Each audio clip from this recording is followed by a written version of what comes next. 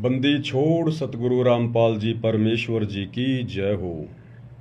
सत्साई भाई और बहनों, दया परमपिता परमेश्वर जी की, सारी सृष्टि के सृजनहार सतगुरु रामपाल जी भगवान की, जिनके विशेष आशीर्वाद से, शुभ आशीर्वाद से आप और हम सभी सत्सेवक भाई बहन साध संगति से जुड़कर अपनी आत्मा के कल्याण हेतु गुरुदेव भगवान के अमर तत्व ज्ञान को आधार बनाकर हर प्रकार से मर्यादाओं में रहते हुए, संघर्ष करते हुए निरंतर भक्ति मार्ग पर आगे की ओर ही बढ़ रही हैं। भाई और बहनों, इस कलयुग की बिचली पीढ़ी में, इस घोर कलयुग में जहां चारों तरफ राग, द्वेष, ईर्ष्या, मान बढ़ाई, मनमुटाव, हिंसा, इन सभी बकवादों का जोर है, दबाव है, प्रेशर है, और उसके बावजूद हजारों की संख्या में हंस आत्माएं अपने गुरु को परमेश्वर मानकर, पूर्ण ब्रह्म परमात्मा मानकर, और ना सामाजिक दबाव का किसी प्रकार से कोई प्रेशर ले रहे हैं, ना किसी प्रकार की लोकलाज को मान रहे हैं, बस अपनी आत्मा का कल्याण देख रहे हैं और गुरुदेव भगवान की खुशी देख रहे हैं। क्योंकि गुरुदेव भगवान स्वयं कबीर परमेश्वर हैं और ये परमात्मा इस 21 ब्रह्मांड में, इस गंदे लोक में बिजनेस करने नहीं आते, कोई और काम धंधा करने नहीं आते। इनका केवल एक ही टारगेट होता है कि जितनी ज़्यादा हो सके और कम से कम समय में अपनी विशेष प्यारी आत्माओं तक ये संदेशा पहुंचा दूं, तत्व ज्ञान पहुंचा दूं, और हर प्रकार से उनको तैयार करके और शतलोक ले चलूं। और जो जो हंस आत्माएं अपने गुरुदेव को परमात्मा मानकर और उनके हृदय की बात को भली भांति समझकर, उनके सत्संग सुनकर और उनके वचन में रहते हुए अपने जीवन का एक ही लक्ष्य बना लेती हैं कि अब की बार 84 से पार, अब की बार 84 से पार, बस इसी बात से सतगुरु प्रसन्न होता है। तो उन आत्माओं का फिर गुरुदेव के अकाउंट में एक विशेष लेखा लिख दिया जाता है। क्योंकि भाई और बहनों, हम वापस शतलोक कब जाएंगे, कब हमारा वो समय आएगा, आप और हमें नहीं पता, लेकिन गुरुदेव भगवान अंतर्यामी, सबका लेखा जोखा रखने वाले, इन्होंने पहले ही लिखा हुआ है कि कब किस आत्मा की सजा पूरी होगी। क्योंकि हम यहाँ 21 ब्रह्मांड में सजा भोगने के लिए आए हुए हैं। सृष्टि रचना के माध्यम से हम सबको पता चल चुका है कि शतलोक में हमने क्या बहुत भयंकर गलती की थी। हम पतिव्रता पद से नीचे गिर गए थे। हम अपने परमपिता परमेश्वर को ना पहचान कर, ना जानकर, और इस काल के ऊपर, ज्योति निरंजन के ऊपर आस्था लगा बैठे थे। और ये हमें यहाँ बहला फुसलाकर, मीठा लोभ लालच देकर ले आया, और अब हम यहाँ किस प्रकार से दुखी हैं, महादुखी हैं, ये आप और हमसे बिल्कुल भी छुपा हुआ नहीं है। और अगर छुपा हुआ था काल प्रभाव से, तो गुरुदेव भगवान ने हमें सद्बुद्धि देकर, शास्त्रों से प्रमाण देकर, सत्संग कर करके उस बात से भली भांति रूबरू करवा दिया है। तो भाई और बहनों, गुरुदेव भगवान को पहले से पता है कि किस आत्मा की सजा पूरी हो चुकी है। और इस कलयुग की बिचली पीढ़ी में सतगुरु रामपाल जी भगवान के धरती पर सह शरीर रहते सहते केवल वही आत्माएं पार होंगी जिन आत्माओं की सजा काल लोक से पूरी हो चुकी है। क्योंकि हम यहाँ 21 ब्रह्मांड में जेल में हैं, जेल में, ये सतलोक की जेल है। और गुरुदेव ने बताया, सतलोक में यदि कोई आत्मा गलती करती है तो फिर उसको यहाँ जेल में सजा के लिए भेज दिया जाता है। और यहां हम चाहे ब्रह्मा विष्णु महेश बन जाएं, वो भी हम सजा भुगत रहे हैं बिना ज्ञान के। तो यदि कोई छोटा सा गांव का सरपंच बन जाए, वो भी अपने आप को बहुत ज्यादा खुशी मानता है, सुखी मानता है कि मेरे बराबर सुखी कोई नहीं है। लेकिन गुरुदेव का तत्व ज्ञान कहता है कि यदि हम यहां ब्रह्मा विष्णु महेश की भी पदवी प्राप्त कर लेते हैं, यहाँ के छोटे मोटे राजा महाराजा, प्रधानमंत्री, राष्ट्रपति तो छोड़ दीजिए, अगर हम ब्रह्मा विष्णु महेश की पदवी भी प्राप्त करते हैं तो वो भी हम सजा भोग रहे हैं, सजा। क्योंकि ब्रह्मा विष्णु महेश की पदवी प्राप्त करके हम कितनी बकवाद करेंगे, कितने अपने कर्म फोड़ेंगे, अपनी भक्ति को खर्च करेंगे। जो भक्ति हम मनुष्य जन्म प्राप्त करके इस पृथ्वी लोक पर करते हैं, उस भक्ति की शक्ति को हम ब्रह्मा विष्णु महेश बनकर बकवाद करके, राज्य भोग के, झूठा सुख भोग के काल का हम उसको बर्बाद करेंगे।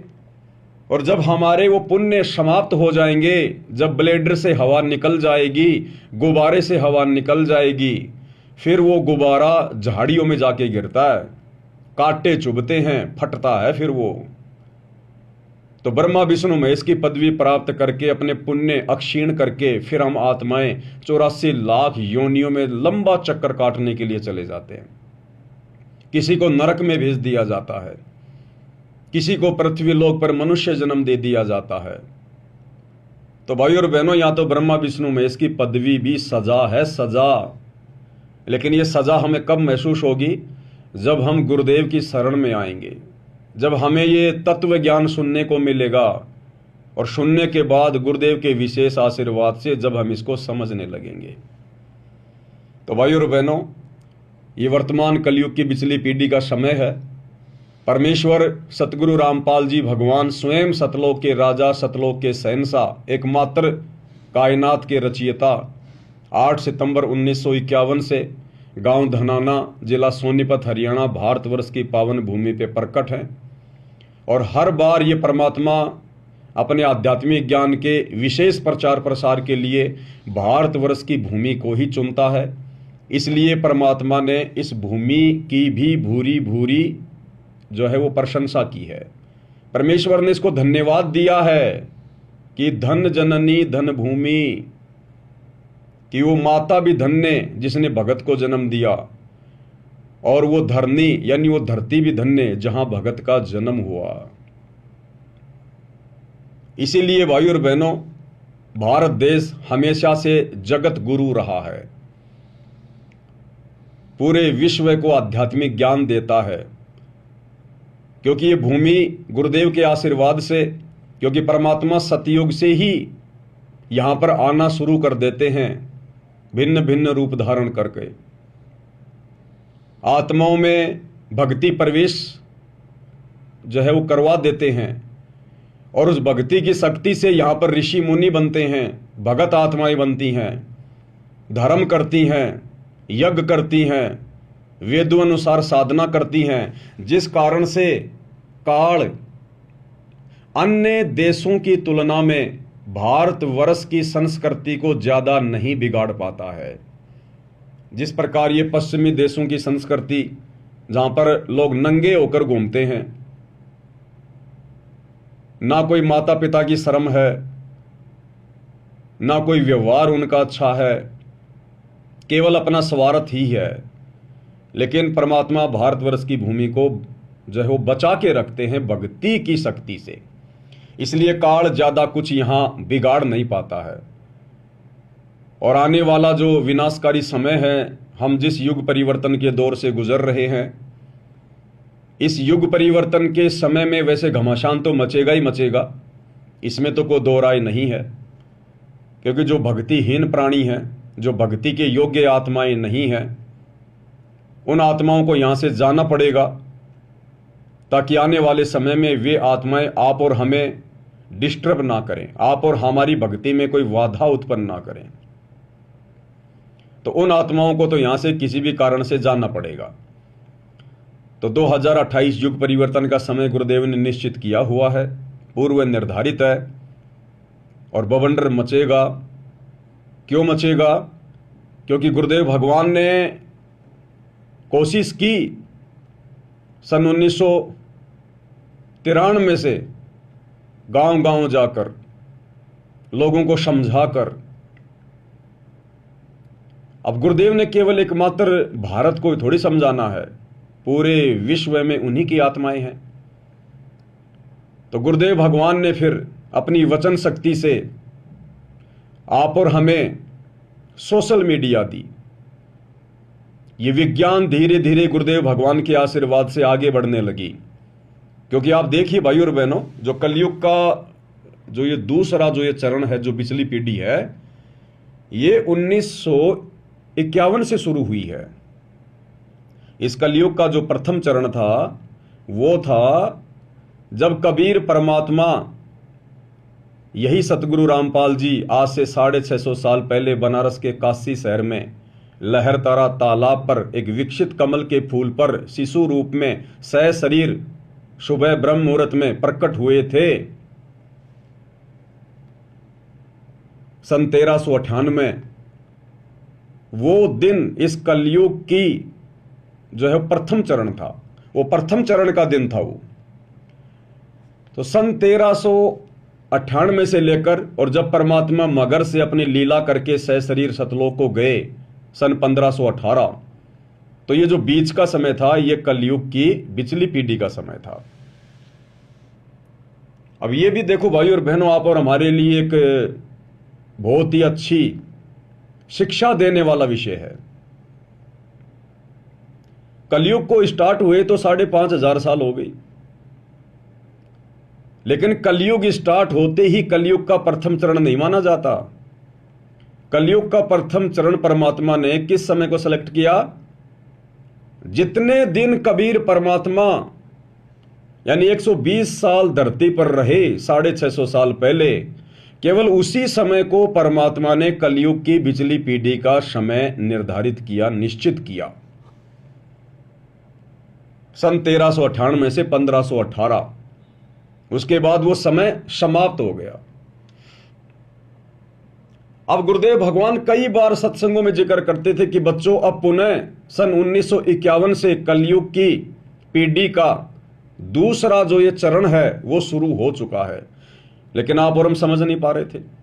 अब गुरुदेव के आशीर्वाद से समझ में आया कि जब जब वो कबीर परमात्मा धरती पर सशरीर प्रकट होता है, आता है अपनी आत्माओं को विशेष ज्ञान देने के लिए, तत्व ज्ञान देने के लिए, और जब तक परमात्मा धरती पर रहता है, जो पूरा जीवन एक लीला करता है, जब तक परमेश्वर रहते हैं तब तक ही वो समय रहता है, वो चरण रहता है। तो वर्तमान जो कलयुग की पिछली पीढ़ी चल रही है, ये 8 सितंबर 1951 से शुरू हुई है, क्योंकि उस दिन कबीर परमेश्वर सतगुरु रामपाल जी सतलोक से सशरीर चलकर धरती पर प्रकट हुए। और जब तक गुरुदेव भगवान सशरीर संत रूप में धरती पर रहेंगे, उनके चरण कमल रहेंगे, तब तक ही कलयुग की दूसरी पीढ़ी का चरण रहेगा। इसलिए मोक्ष प्राप्त करने का सुनहरा अवसर, गोल्डन चांस, केवल तब तक ही है जब तक सतगुरु रामपाल जी भगवान सशरीर धरती पर हैं। उसके बाद कलयुग की पिछली पीढ़ी का वो चरण समाप्त हो जाएगा। केवल ये मार्ग चलेगा, ये भक्ति चलेगी, लेकिन गुरुदेव के सतलोक गमन करने के बाद आत्माएं मोक्ष प्राप्त नहीं कर पाएंगी। इसलिए भाई और बहनों, आप और हमने ज्ञान को आधार बनाकर अपनी हर प्रकार की कमजोरियों को बाहर निकालकर और तन मन धन से सिर धड़ की बाजी गुरुदेव के चरणों में अपनी आत्मा के कल्याण के लिए लगा देनी है कि यो सौदा फिर नाही रे संतो, यो सौदा फिर नाही, और अब की बार 84 से पार। यानी अब हमने दाएं बाएं ऊपर नीचे देखना ही नहीं है। समाज, परिवार, रिश्तेदार, हमने उनकी उन ज्ञान विरुद्ध परंपराओं को, मर्यादाओं को, रीति रिवाजों को देखना ही नहीं है। आज भले दुनिया नाराज हो तो हो जाए, 100 बार हो जाए, 1,00,000 बार हो जाए, अब हमने गुरुदेव भगवान को नाराज होने का मौका नहीं देना है। रूठो चाहे जग सारा, पर रूठे ना परमेश्वर हमारा। भाई, घर छूटो चाहे जग रूठो, चाहे रूठो ये संसारा हो, कौन सुनेगा मेरी काल लोक में, जय गुरु रूठ गया मेरा हो। इसलिए भाई और बहनों, अब हमारा केवल एक ही लक्ष्य होना चाहिए, एक ही टारगेट होना चाहिए कि अब की बार 84 से पार। हालांकि परमात्मा तो निश्चित करके आते ही हैं कि कितनी आत्माओं का मोक्ष होगा, कितनी आत्माओं का वो ठीक का समय आ चुका है, कितनी आत्माओं की काल लोक से सजा पूरी हो चुकी है। वो आत्मा तो जाएंगी ही जाएंगी। उन आत्माओं को चाहे काल कितना बिगाड़ने का प्रयास करे, कितना ही डराने का, धमकाने का, तोड़ने का प्रयास करे, उन आत्माओं पर गुरु की विशेष रजा होने के कारण काल अंत में उनका कुछ नहीं कर पाएगा। उनको तो परमात्मा ने एन केन और प्रकरण लेकर ही जाना है, एट द कॉस्ट, किसी भी कीमत पर। लेकिन ये सुनहरा मौका उन आत्माओं के पास भी है। वो आत्माएं भी अपनी सजा कंप्लीट करवा सकती हैं, जिनकी थोड़ी बहुत सजा अभी भी बाकी है, रह रही है। क्योंकि गुरुदेव ने बताया, गरीब निर्गुण सरगुण एक है, दूजा ब्रह्म विकार, और निर्गुण साहिब एक है, सरगुण संत विचार। कुछ ऐसी वाणी है मालिक की। यानी ये कबीर परमात्मा सतगुरु रामपाल जी जब निर्गुण रूप में सतलोक में बैठे रहते हैं, सारी सृष्टि का संचालन करते हैं एक जगह बैठकर, उस समय ये परमात्मा इस 21 ब्रह्मांड की आत्माओं को और अक्षर पुरुष के 7 संख्य ब्रह्मांड की आत्माओं को केवल उनके भाग्य के अनुसार ही सुख या दुख प्रदान करता है। अगर किसी के भाग्य में दुख है तो सतलोक में बैठा हुआ यह कबीर परमात्मा सतगुरु रामपाल जी उसे सुखी नहीं कर सकता। अगर किसी के भाग्य में सुख है तो किसी भी प्रकार का उसको दुख नहीं मिल सकता, जब तक उसके पुण्य हैं, जितना उसके भाग्य में, उसके प्रारब्ध में, उसकी डेस्टिनी में, उसकी किस्मत में परमात्मा ने लिख दिया है, वैसा ही होगा। लेकिन जब वो निर्गुण रूप में सतलोक में बैठा हुआ कबीर भगवान सतगुरु रामपाल जी जब सरगुण रूप में, संत रूप में, सतगुरु रूप में, तत्वदर्शी संत के रूप में धरती पर प्रकट होते हैं, उस समय वो परमात्मा हम आत्माओं के भाग्य को चेंज भी कर सकता है, हमारे भाग्य में लिखे हुए दुखों को सुखों में तब्दील कर सकता है, हमें भाग्य से अधिक दे सकता है। इसलिए आज उन आत्माओं के पास भी मौका है जिन आत्माओं की अभी काल लोक से सजा पूरी नहीं हुई है। इसलिए हम सभी ने सिर धड़ की बाजी लगानी है, क्योंकि ना तो मुझे पता क्या वास्तव में मेरा समय आ चुका है, क्या ये मेरा लास्ट जन्म है, ये बात ना तो मुझे पूरी तरह से पता है, ना आपको पूरी तरह से पता है। यानी ना तो उन भक्तों को पता जिनकी सजा का समय पूरा हो चुका है, और ना उनको पता जिनकी सजा थोड़ी बहुत पूरी है। इसलिए कोशिश सबने सिर धड़ की बाजी लगाकर करनी है। इसलिए भाइयों और बहनों, ये अंतिम दांव है, अंतिम चांस है। और इस समय यदि हम रह गए किसी भी कारण से, कारण तो आप और हमारी कमजोरी होगा, दूसरा तो कोई कारण होगा ही नहीं।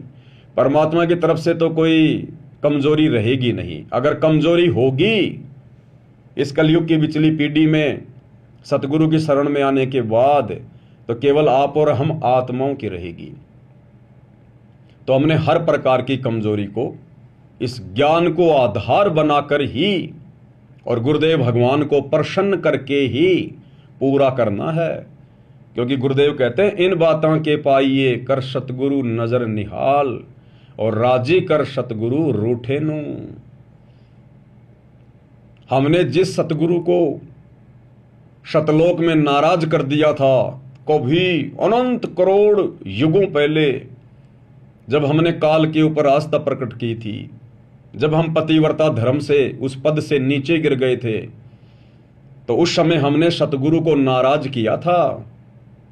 आज वही सतगुरु कबीर साहेब सतगुरु रामपाल जी धरती पर आप और हमें लेने आए हैं। इसलिए आज हमने उनको प्रसन्न करना है, उस रूठे हुए सतगुरु को पुनः प्रसन्न करना है, राजी करना है, ताकि वे हमें अपने साथ अपने शब्द स्वरूपी विमान में बैठाकर वापस घर ले चलें। जिस घर जाने के लिए, जिस घर की प्राप्ति के लिए और आज से पहले आप और हम आत्माओं ने ही, जिनका सतयुग में भी जन्म हुआ, त्रेता में भी हुआ, द्वापर में भी हुआ, आप और हम आत्माओं ने ना जाने क्या क्या यत्न और प्रयत्न किए। परमात्मा कहते हैं ना, या गिद्दड़ वाली रात 84, यानी एक गिद्दड़ होता है, वो कुएं में गिर जाता है, झेरे कुएं में। अब जंगल में कौन सुना है उसकी आवाज, और कुआं भी गहरा, और वो बहुत ज्यादा वो प्रयास करता है बाहर निकलने का, लंबी लंबी वो छलांगा मारता है। या गिद्दड़ वाली रैन 84 आन पड़या हूं झेरे में, ऊंची ऊंची लाई छलांगा यतन किए बहुतेरे में। तो वो गिद्दड़ बहुत ज्यादा यत्न करता है, प्रयत्न करता है, चिल्लाता है, चीखता है कि शायद कोई मेरी मदद कर दे, मैं यहां से बाहर निकल जाऊं। लेकिन वो इतनी ऊंची छलांग नहीं लगा पाता कि कुएं से बाहर निकल जाए, और सुनने वाला भी वहां कोई नहीं। अंत में उसको वहां भूखा प्यासा मरना पड़ता है, उसकी दुर्गति होती है, तड़प तड़प के मरता है वो गिद्दड़, जो जंगल में किसी गहरे कुएं में गिर जाता है। तो आप और हम इस 21 ब्रह्मांड रूपी काल के झेरे कुएं में गिरे हुए हैं। और गुरुदेव ने कहा कि पुण्यात्माओं, सतयुग से लेकर त्रेता द्वापर में युगों युगों तुम लोगों ने इस झेरे कुएं से बाहर निकलने के लिए बहुत यत्न किए, प्रयत्न किए, घर छोड़ा, बाल बच्चे छोड़े, संपत्ति छोड़ी, वैराग्य धारण किया, साधु बने, कभी संत बने, कभी जंगल में गए, कभी गुफाओं में गए, अपना शरीर गाड़ दिया, लेकिन तुम इस झेरे कुएं से बाहर निकल ना पाए, क्योंकि रास्ता नहीं था, मार्ग नहीं था, विकल्प नहीं था। गुरुदेव कहते हैं ना कि लकड़ी की कुल्हाड़ी से यदि आप किसी पेड़ को काटना चाहोगे, वो नहीं कटेगा, इम्पॉसिबल। उसके लिए तो लोहे की तीखी कुल्हाड़ी चाहिए, यानी साधन भी बिल्कुल परफेक्ट चाहिए। इस झेरे कुएं 21 ब्रह्मांड से निकलने के लिए हमें भक्ति मार्ग चाहिए, सच्चा सतगुरु चाहिए, मार्गदर्शक चाहिए, और वे हमें जो विधि बताएं, जो भक्ति रूपी जो कुल्हाड़ी वो हमें दें, उसके बाद हमने इस काल के पैरों पे जो है वो प्रहार करना है, तब हम यहां से बाहर निकल सकते हैं। तो आज भाई और बहनों, आप और हमारा वो समय आ गया। आज आप और हमारा सौभाग्य जो उन आत्माओं को नहीं प्राप्त हुआ जिनकी लाखों लाखों वर्ष की उम्र हुआ करती थी, और पूरा पूरा जीवन नंगे प्यासे रह के बेचारे परमात्मा प्राप्ति के लिए यत्न कर रहे थे, लेकिन झेरे कुएं से बाहर नहीं निकल पाए। तो आज आप और हमारा वो सौभाग्य, आज हमें वो मार्गदर्शक मिल गया, सच्चा सतगुरु मिल गया, और यहां से बाहर निकलने का कंप्लीट कोर्स दे दिया। तो अब यदि कोई कमजोरी रहेगी तो केवल आप और हम भगत आत्माओं की रहेगी, भगवान की कोई कमजोरी किसी प्रकार की नहीं है। इसलिए भाई और बहनों, हमने कोशिश करनी है सबसे पहले आप और हमारे लिए केवल भक्ति, गुरुदेव भगवान की सेवा, उनकी पूजा, यानी सेवा पूजा भक्ति यही है कि गुरुदेव ने हमें जो भक्ति की खुराक दे दी है, हमने उसको टाइम टू टाइम, और जो विधि गुरुदेव ने बता दी है उस विधि से हमने लेते रहना है। और कुछ भी हो जाए, कितना ही बड़ा संकट आता दिखाई दे, और मान लीजिए आ भी जाए, तो भी हमने भक्ति मार्ग से दूरी नहीं बनानी। अपने मन में किसी प्रकार का कोई दोष पैदा नहीं होने देना, चाहे पूरा परिवार क्यों ना खत्म हो जाए, क्योंकि ये परिवार ना जाने कितनी बार खत्म हो चुके हमारे, कोई पहली बार थोड़ी होगा। अगर होना होगा, वैसे तो सतगुरु की शरण में आने के बाद कांटा भी नहीं लगता। गुरुदेव कहते हैं अगर मर्यादा में रहोगे तो, अगर विश्वास तुम्हारा पक्का है तो कांटा भी नहीं लगने देगा परमात्मा। ये तो कांटे निकालने वाला भगवान है, कांटे चुभाने वाला थोड़ी है। लेकिन किसी कारण से हो सकता है हमारे हित में, हमारे भले में, वो सूली की सजा मान लो अगर कांटे में वो टल रही है, ऐसी कोई आपत्ति, कोई परेशानी भी आ जाए, तो भी हमने अपने विश्वास को, गुरुदेव के ज्ञान को आधार बनाकर डगमग नहीं होने देना। परमात्मा कहते हैं द्वार धनी के पड़या रहे चाहे धक्के धनी के खा, शो काल झक जोर ही पर द्वार छोड़ ना जा। काल तो कोशिश करेगा हर प्रकार से तोड़ने का, मरोड़ने का, लोक लाज में फंसाने का, दबाव बनाएगा, डराएगा, धमकाएगा, मन में सौ प्रकार की चिंताएं पैदा करेगा। लेकिन आप और हमने गुरुदेव के ज्ञान आधार रूपी रस्सी को पकड़ के रखना है, जकड़ के रखना है। और फिर हम आत्माओं के दृढ़ विश्वास को देखकर परमात्मा फिर हमारे साथ ही तो रहता है, हमारे पीछे तो रहता है परमात्मा। और अपनी वाणी में फिर गुरुदेव कहते हैं, जय तू चाले एक कदम मैं चालूं कदम 60, कि अगर तू भक्ति मार्ग पर मेरे ऊपर विश्वास कर कर ज्ञान को आधार बनाकर अगर तू एक कदम भी आगे बढ़ेगा तो गुरुदेव कहते हैं बेटा तेरे लिए, तेरे भविष्य के लिए, तेरे संकटों का विनाश करने के लिए मैं 60 कदम आगे चलूंगा, 60 कदम। जय तू चाले एक कदम मैं चालूं कदम 60, और जय तू हो जा काठ का, काठ यानी लकड़ी, तो मैं हो जाऊं लोहे की लाठ। और साथ में फिर हमें हिदायत भी दे रहे हैं कि जय तू हो जा काठ का, यानी अगर तेरे अंदर जरा भी अहंकार आ गया, अभिमान आ गया, मन में दोष आ गया, अगर तू लकड़ी की तरह हो गया, जरा भी टाइट हो गया ना, जय तू हो जा काठ का, तो परमात्मा कहते फिर मैं तेरा बाप हूं, फिर मैं हो जाऊं लोहे की लाठ। तू अगर लकड़ी बनेगा तो फिर मैं लोहा बन के बैठ जाऊंगा, फिर ध्यान रख लेना। इसलिए भाई और बहनों, गुरुदेव हमें बार बार समझाते हैं कि भक्ति मार्ग पर पूर्णतया सफलता प्राप्त करने के लिए आधिनी के पास है पूर्ण ब्रह्म दयाल, और मान बढ़ाई मारियो बेअदबी सिरकाल। यानी अहंकार का और सतगुरु रामपाल जी भगवान का, इस परमेश्वर का तो खड़ा एक्सीडेंट है, खड़ा एक्सीडेंट। इसलिए भाई और बहनों, हमने हर प्रकार से हर भक्ति विधि में रहते हुए और गुरुदेव के द्वारा बताए गए प्रत्येक फॉर्मूले को इसी प्रकार से अपने जीवन में लागू करते हुए निरंतर आगे की ओर बढ़ना है। क्योंकि अब की बार हमारा केवल एक ही लक्ष्य है, एक ही टारगेट है, अब की बार 84 से पार। तो भाई और बहनों, गुरुदेव भगवान के विशेष आशीर्वाद से, उनकी रजा से विशेष संदेशों के ऊपर वीडियो बनाने की श्रृंखला जारी है। आज इसी श्रृंखला में विशेष संदेश नंबर 13 का एपिसोड नंबर 11 है। तो आज का वीडियो हम शुरू करें उससे पहले पूज्य गुरुदेव भगवान की वंदना करेंगे, जयकारा लगाएंगे, गुरुदेव भगवान से आशीर्वाद प्राप्त करते हैं। बंदी छोड़ सतगुरु रामपाल जी भगवान की जय हो।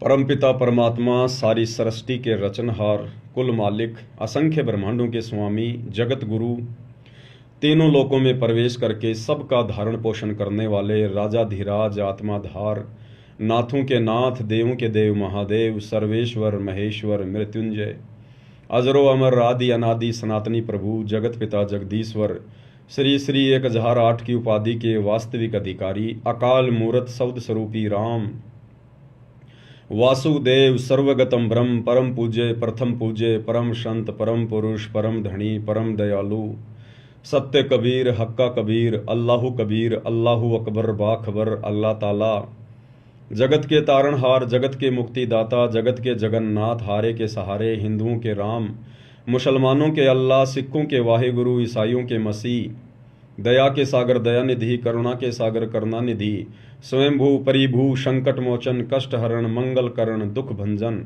अविगत कबीर, निर्विकार निर्विषम परमात्मा, अलय अलेख सतगुरु, आदि अनादि सतगुरु, असली मर्यादा पुरुषोत्तम, असली राम, असली कृष्ण, असली घनश्याम, असली मुरारी, राजाओं के राजा, महाराजाओं के महाराजा, शहंशाहों के शहंशाह, सम्राटों के सम्राट, भगवानों के भगवान, अल्लाहों के अल्लाह, प्रभुओं के प्रभु, मसीहाओं के मसीह, सच्चे वाहिगुरु, बाबाओं के बाबा, पीरों के पीर, सेठों के सेठ, जगत सेठ, सावड़सा सेठ, सर्वगुण संपन्न, अनंत कोटि कलाओं के स्वामी, अनंत कोटि ब्रह्मांडों के नायक, योगियों में महायोगी, ध्यानियों में महाध्यानी, सिद्धों में परम सिद्ध, ज्ञानियों में तत्वज्ञानी, ब्रह्म ज्ञानी, महाज्ञानी, परम ज्ञानी, सर्वश्रेष्ठ ज्ञानी, विज्ञानी, युवा कबीर, समर्थ कबीर, असमवात, अमित ओजा, सच्चे रहनुमा, करीम अल्लाह, सुभान अल्लाह, दुनिया के अंतिम पैगंबर 8 सितंबर 1951 से गांव धनाना, जिला सोनीपत, हरियाणा, भारतवर्ष की पावन भूमि पे प्रकट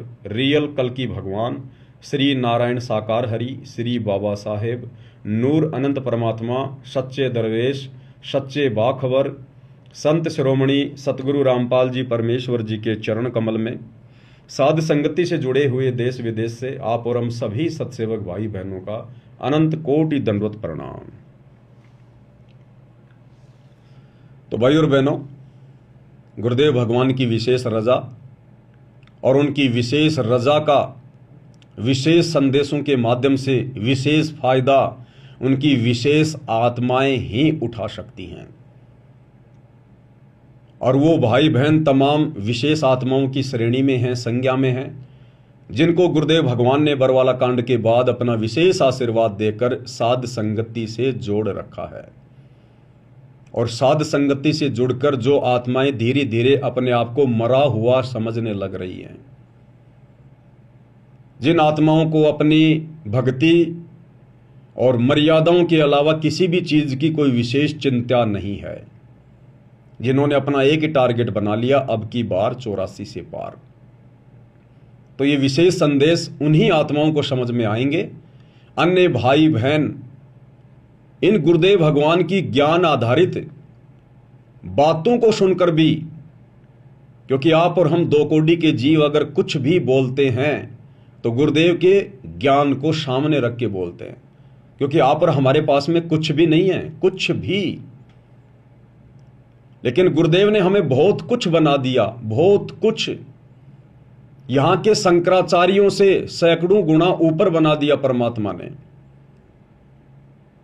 इसलिए परमेश्वर ने साध संगति के माध्यम से आप और हमें अधिकार दिया है, आशीर्वाद दिया है, दृढ़ता प्रदान करने का, कि सत्संग में बूटे साधु एक से एक अगाधु, नर उनकी शरणा लाग जिनकी झुकी तड़े ने डाली। गुरुदेव कहते हैं कि अपने गुरु के सत्संग सुनने के बाद अपने भगत भाई बहनों के बीच में बैठकर, और विशेषकर उन भक्तों के बीच में मंडली बनाकर बैठना चाहिए जो भगत भाई बहन काफी समय से भक्ति मार्ग से जुड़े हुए हैं, जो पुराने भगत भाई बहन हैं। उनके बीच में बैठने से परमात्मा की चर्चा होगी और बहुत सारे भक्ति के नए नए कंसेप्ट निकलकर सामने आएंगे। वो बातें सुन सुनकर उन पुराने भक्तों के मुख से और नए भक्तों का विश्वास दृढ़ होगा, गुरुदेव के चरणों में उनकी श्रद्धा बनेगी, उनकी आस्था दृढ़ होगी। इसलिए गुरुदेव ने साध संगति को विशेष महत्व दिया है कि साध संगति हरि भक्ति बिन कोई न उतरे पार, और निर्मल आदि अनादि है गंदा सब संसार। तो भाई और बहनों, अब आप विचार करो, थोड़ा सा कॉमन सेंस का इस्तेमाल करो कि वर्तमान में गुरुदेव भगवान का सत मिशन, उनका 13वां यथार्थ कबीर पंथ कहां से चल रहा है। क्योंकि गुरुदेव भगवान ने जो भी कुछ कहना था, जो बताना था, हमें जो मार्गदर्शन देना था, सब कुछ दे दिया सत्संगों के माध्यम से। और हमारी परीक्षा के लिए, हमारे को जांचने के लिए, परखने के लिए, जैसे हीरे को जांचा जाता है, परखा जाता है, अहरण के ऊपर रख के घण की चोट मारी जाती है, अगर जरा भी अगर वो टूट जाता है, वो किरच हो जाता है, तो वो 2 आने का भी नहीं, उसको फेंक दिया जाता है, कोडियों के भाव जाता है, कोडियों के भाव। और जिसके ऊपर घण की चोटों पे चोट मारने के बाद भी अगर वो टूटता नहीं है, निशान भी नहीं पड़ता है, तो उसकी कीमत करोड़ों में होती है। तो 2014 बरवाला कांड के बाद का जो समय है, ये समय गुरुदेव अपने हीरों को परख रहे हैं, हिसार जेल में जाकर बैठकर। तो गुरुदेव भगवान तो बैठ गए जाकर हिसार जेल में। अब पीछे क्या है? पीछे ये सतलोक आश्रम है। संगत कहां जाती है? इन आश्रमों में जाती है। तो विचार करो, गुरुदेव का मिशन चल कहां से रहा वर्तमान में, क्योंकि गुरुदेव तो जेल में जाकर बैठ गए। और पीछे ये जितने भी सतलोक आश्रम खुले हुए हैं, इन सतलोक आश्रमों के संचालकों की, गुरुदेव के परिवार की, इन कोऑर्डिनेटरों की एक की भी मर्यादा सुरक्षित नहीं है। गुरुदेव ने हमें जो मार्ग दिखाया, जो मर्यादा बताई, ये लोग लगातार उसकी धज्जियां उड़ा रहे हैं। इस भक्ति मार्ग में राजनीति का समावेश इन लोगों ने कर दिया। गुरुदेव ने कहा, बेटा राजनीति नहीं करनी, हम एक धार्मिक संस्था चलाते हैं, हमारा राजनीति और राजनेताओं से कोई संबंध नहीं है, हमने तो मोक्ष प्राप्त करना है, सतलोक चलना है, यहां की राजनीति तो बहुत गंदी है। लेकिन 2019 में इसी सतलोक आश्रम ने कांग्रेस का सपोर्ट किया, 2024 में लोकसभा चुनाव में बीजेपी का सपोर्ट किया, और अन्य छोटे मोटे राजनेताओं से तो अपने धार्मिक स्वार्थों के लिए, अपने राजनीतिक स्वार्थों के लिए ये लोग मिलते ही रहते हैं, आडंबर करते ही रहते हैं। तो धज्जियां उड़ाई गुरुदेव के वचनों की। गुरुदेव ने कहा, बेटा मोबाइल में भी गेम नहीं खेलना। लेकिन इन लोगों ने बरवाला में, धनाना के गांव वालों के लिए और बैडमिंटन का स्टेडियम बनवा दिया करोड़ों रुपए का। गुरुदेव के आदेशों की, उनके वचनों की धज्जियां उड़ाई गई। गुरुदेव ने कहा, बेटा हमने मोबाइल में कार्टून वगैरह नहीं देखने। इन लोगों ने कहा, गुरुजी कोई बात नहीं, कार्टून नहीं देखेंगे, हम तो आपका ही कार्टून बना देंगे। और इन लोगों ने एक 25 मिनट की, अभी 28 जून 2025 को जो एक 3D फिल्म चलाई है, इन्होंने गुरुदेव भगवान का ही कार्टून बना दिया और पूरी संगत को दिखा दिया, सबकी मर्यादा तोड़वा दी। गुरुदेव ने कहा कि हमने मोबाइल में कार्टून नहीं देखना। इन लोगों ने गुरुदेव को कार्टून बनाकर और पूरी संगत को दिखा दिया। आदेशों की धज्जियां उड़ाई गई। गुरुदेव ने कहा कि हमारा संसार से कोई लेना देना नहीं है, जो लोग भक्ति मार्ग पर नहीं है वो हमारे लिए बाधक हैं, हमने उनके साथ बैठना भी नहीं चाहिए। दुनिया से ती दोस्ती, पड़े भजन में भंग, एकाएकी राम से या साधु के संग। या तो भगवान की भक्ति में लीन रहो, या मिलना उठना बैठना भी हो तो अपने भगत भाई बहनों के बीच में, यानी साध संगति ही करो। इन लोगों ने हरियाणा के जाट आरक्षण में लाखों भक्तों को बैठा दिया, महीने भर तक। सुबह जाते उनके धरनों पर, उनकी बकवादें सुनकर, गालियां सुनकर, अब जगत वाले क्या करेंगे? आरक्षण में बैठे हुए वो जाट भाई क्या कहेंगे? उनके मुख में तो वही बातें, बात बात पे गालियां। एक समय ये दास, बरवाला कांड हुआ ही था, उस समय ये दास हरियाणा के रोहतक में चला गया, जींद चौराहे पर, जहां पर एक नामदान सेंटर खुला हुआ था, जिसका संचालन हरियाणा का स्टेट कोऑर्डिनेटर अमन गोदारा कर रहा था। अमन गोदारा का वहां पर मकान है जींद चौराहे के पास। तो मैं चला गया वहां पर। अब शाम को ये 4-5 भगत वहां बैठे, सर्दियों का समय था, आग जला रखी थी, हाथ पैर सेक रहे थे, भक्ति की कोई बात नहीं, सांसारिक बातें, और वो भी आपस में गालियां निकाल निकाल के, मां बहन की आपस में, और सारे के सारे सारनामी और स्टेट कोऑर्डिनेटर। तो दास को थोड़ा अच्छा नहीं लगा, मैंने टोक दिया। मैंने कहा, भगत जी आप ये क्या कर रहे हो? आप तो बड़े पुराने पुराने भगत हो। अमन गोदारा जी, आप तो कहा करते थे कि जब मैं खेतों में, जब मैं ट्रैक्टर चलाया करता था, उस समय गुरुजी तो कई बार मेरे पास खेत में आ जाया करते थे, मैं ट्रैक्टर को रोक के फिर बैठ के बात किया करता था। इतने पुराने समय से मैं गुरुजी से जुड़ा हुआ हूं। और दास ने कहा कि आप लोग गालियां निकाल निकाल के बातें कर रहे हो, क्या गुरुदेव ने कभी बताया? ऐसी घटिया कभी शिक्षा दी गुरुदेव ने? तो हरियाणा का स्टेट कोऑर्डिनेटर अमन गोदारा मुझे बोला कि रे बागड़ी, बागड़ी यानी जो राजस्थान के लोग होते हैं उनको बागड़ी कहते हैं। बोला, रे बागड़ी तने बेरा को न्या। भाई किस बात का? बोले, ये हमारे हरियाणा की लैंग्वेज है, अरे या हेल्पिंग वर्ब है, जिसने तू गाड़ी कवे है ना, ये तो हरियाणा की भाषा में हेल्पिंग वर्ब है, हेल्पिंग वर्ब। इनके बिना तो हमारी बात ही पूरी ना होती। जब तक दो चार गाड़ियां ना निकाल लें तब तक तुम्हारा सेंटेंस पूरा नहीं होता। तो जिसने तू गाड़ियां कवे है ना, ये तो हमारी हरियाणा की भाषा में हेल्पिंग वर्ब है। तो दास ने कहा कि भगत जी, जगत वालों के लिए तो हेल्पिंग वर्ब हो सकती है, लेकिन तुम अब जगत वाले थोड़ी रहे हो, तुम तो भगत बन गए। और तुम यदि इन हेल्पिंग वर्बों का अभी भी यूज करोगे तो हमारे जैसे छोटे मोटे भगत क्या सीखेंगे, अन्य नए भक्तों पे क्या असर पड़ेगा। बोले बाढ़ में जाओ, पढ़ो तो पढ़ो, बोले हमने के लिए कोई ठेकेदारी ले रखी से।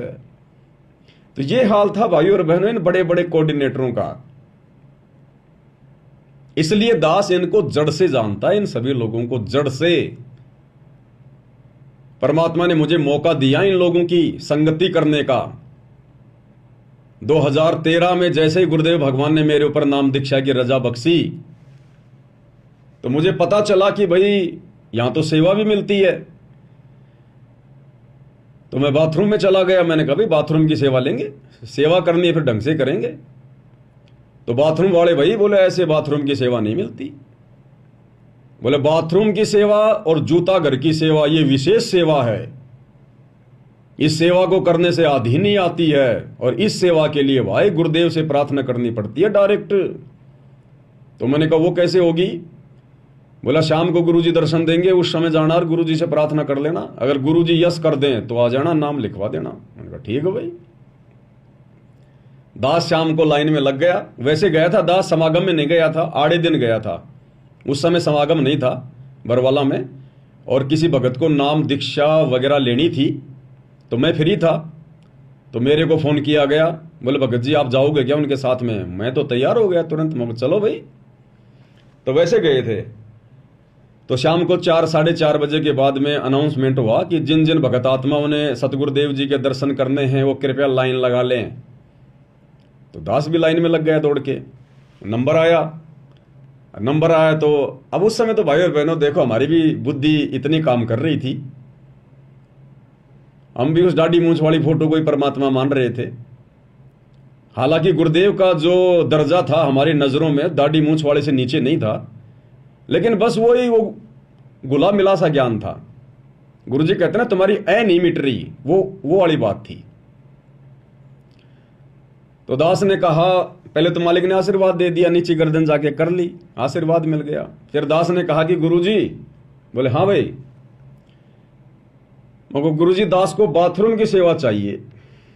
अब ये मेरा बोलना भी बिल्कुल बेकार था, क्योंकि गुरुदेव एक सत्संग में कहते हैं कि बहुत सारे भगत जो है बार बार कहते हैं गुरुजी सार नाम दे दो, गुरुजी सार नाम दे दो।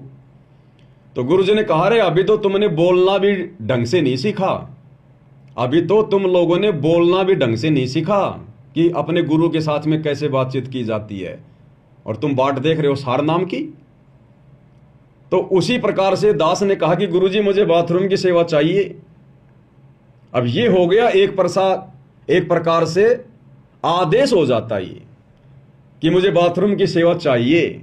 लेकिन भाई और बहनों उस समय ज्ञान नहीं था बिल्कुल भी, नए नए जुड़े थे, 2013 की बात है। अब 2-4-5 महीने में कहां से ज्ञान हो जाएगा। लेकिन मालिक तो अंतर्यामी है, जानी जान है, परमात्मा तो हमारे भाव देखता है। तो गुरुदेव ने कहा कि बेटा कहां से है। अब उस समय यह भी नहीं पता था कि भाई गुरुजी अंतर्यामी है। तो मैंने कहा गुरुजी मैं जयपुर से हूं। तो बोले जा बेटा ले ले बाथरूम की सेवा जा। अब मैं तो करके दंडवत प्रणाम और सीधा गया बाथरूम में। वहां पर एक वेद प्रकाश भगत जी थे, पलवल के, हरियाणा के। तो उनके पास गया, मुझको भगत जी गुरुजी ने आशीर्वाद दे दिया। तो बोला ठीक है, बोलो लिख ले नाम। मेरा नाम लिख दिया गया। अब बाथरूम वालों की सेवा होती थी समागम के समय, यानी 3 दिन का गुरुदेव सत्संग किया करते थे। तो सत्संग के समय जब सारे भगत आत्मा पंडाल में बैठी रहती थी, सुबह 11 बजे से 1 बजे तक, उस समय बाथरूमों में भीड़ नहीं होती थी, क्योंकि सब लोग बैठ के सत्संग सुन रहे होते थे। कुछ एक मेरे जैसे निकम्मे होते थे जो सत्संग के समय भी बाथरूम में आते जाते रहते थे। अब ठीक है, किसी को कोई विशेष प्रॉब्लम है, पेट खराब है या कोई वैसे कोई दिक्कत है, वो तो चलो सत्संग में उठ के गुरुदेव को प्रणाम करके आ सकता है, लेकिन वहां तो लाइन लगी रहती थी बरवाड़ा में। और कई बार तो गुरुदेव भगवान ने बीच में रोकना पड़ता था उनको सत्संग में, दुखी होके कि रे तुम मुश्किल से थोड़ा बहुत समय निकाल के आते हो और ये 2-3 घंटे का सत्संग भी तुम बैठ के नहीं सुन सकते। और गुरुदेव कहते थे कि सत्संग में आके बात चलावे और उस अपराधी आत्मा को फिर 3 लोक नहीं ठोर। यानी भगवान सामने बैठ के सत्संग कर रहा है और हम इधर उधर भाग रहे हैं, यानी हम भगवान की हम कोई परवाह नहीं कर रहे, हमें डर नहीं है, हमें भय नहीं है। एक मुख्यमंत्री यदि मीटिंग ले रहा हो तो मुख्यमंत्री की इजाजत के बिना दूसरे व्यक्ति बाथरूम करने भी नहीं जाते कि कहीं मुख्यमंत्री जी नाराज ना हो जाए।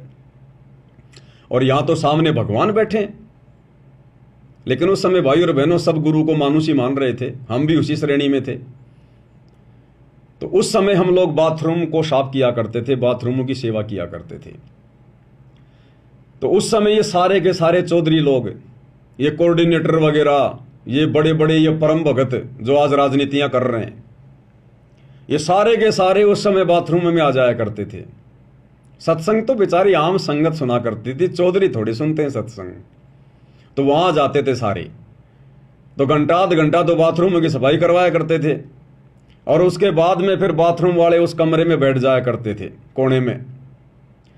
और उधर तो सत्संग चल रहा है मालिक का, छोटा सा स्पीकर वहां भी लगा होता था, उसकी तो आवाज कर देते थे कम और खुद फिर आपस में अपने घरविद की बातें किया करते थे, राजनीति की बातें किया करते थे ठाके लगा लगा के। अब मैं भी ज्यादा उनकी राजनीति को नहीं समझ पाया करता था, कभी कभी सत्संग में ध्यान दे लिया, कभी कभी उनकी बातें सुन ली। तो इस प्रकार से मामला चलता रहता था। तो उस समय भाई और बहनों इन सब से मेरे संपर्क हो गए। हमारे घर पर उस समय गाय थी, गाय।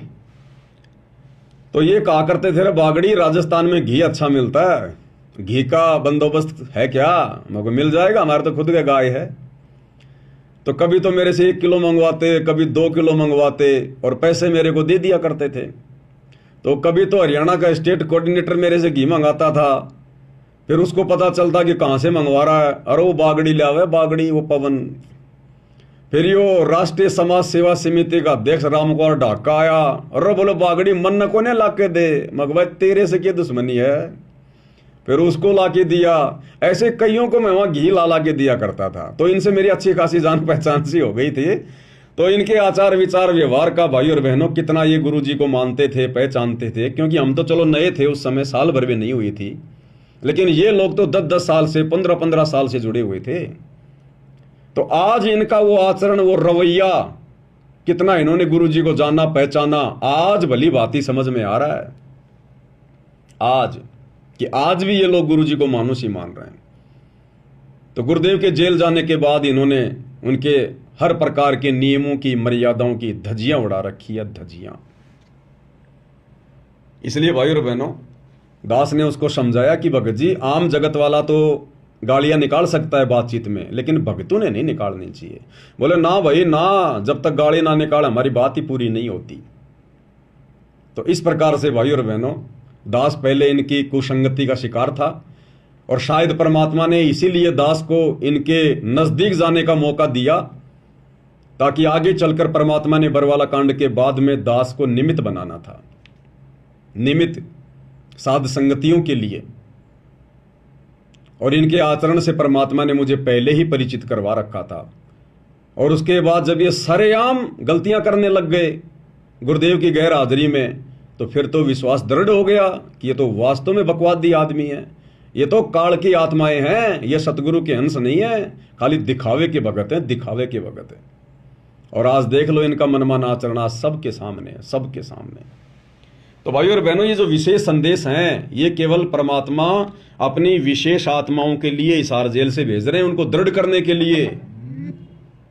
अन्यथा ये विशेष संदेश इन आश्रम वालों के बिल्कुल भी पल्ले नहीं पड़े। इनके अंदर गुरुदेव भगवान ने जो संकेत वगैरह जो छुपा रखे हैं, जो गूढ़ बातें छुपा रखी हैं, जिसको सुन सुनकर आप और हमारा विश्वास आसमान में जा रहा है, और इनको पता भी नहीं है कि इनके अंदर क्या अमृत छुपा हुआ है। आज इन विशेष संदेशों के ऊपर निष्कर्ष केवल आप और हम सत्सेवक भाई बहनें निकाल पा रहे हैं। इनकी तो वही दिनचर्या है जो इन जगत वालों की है।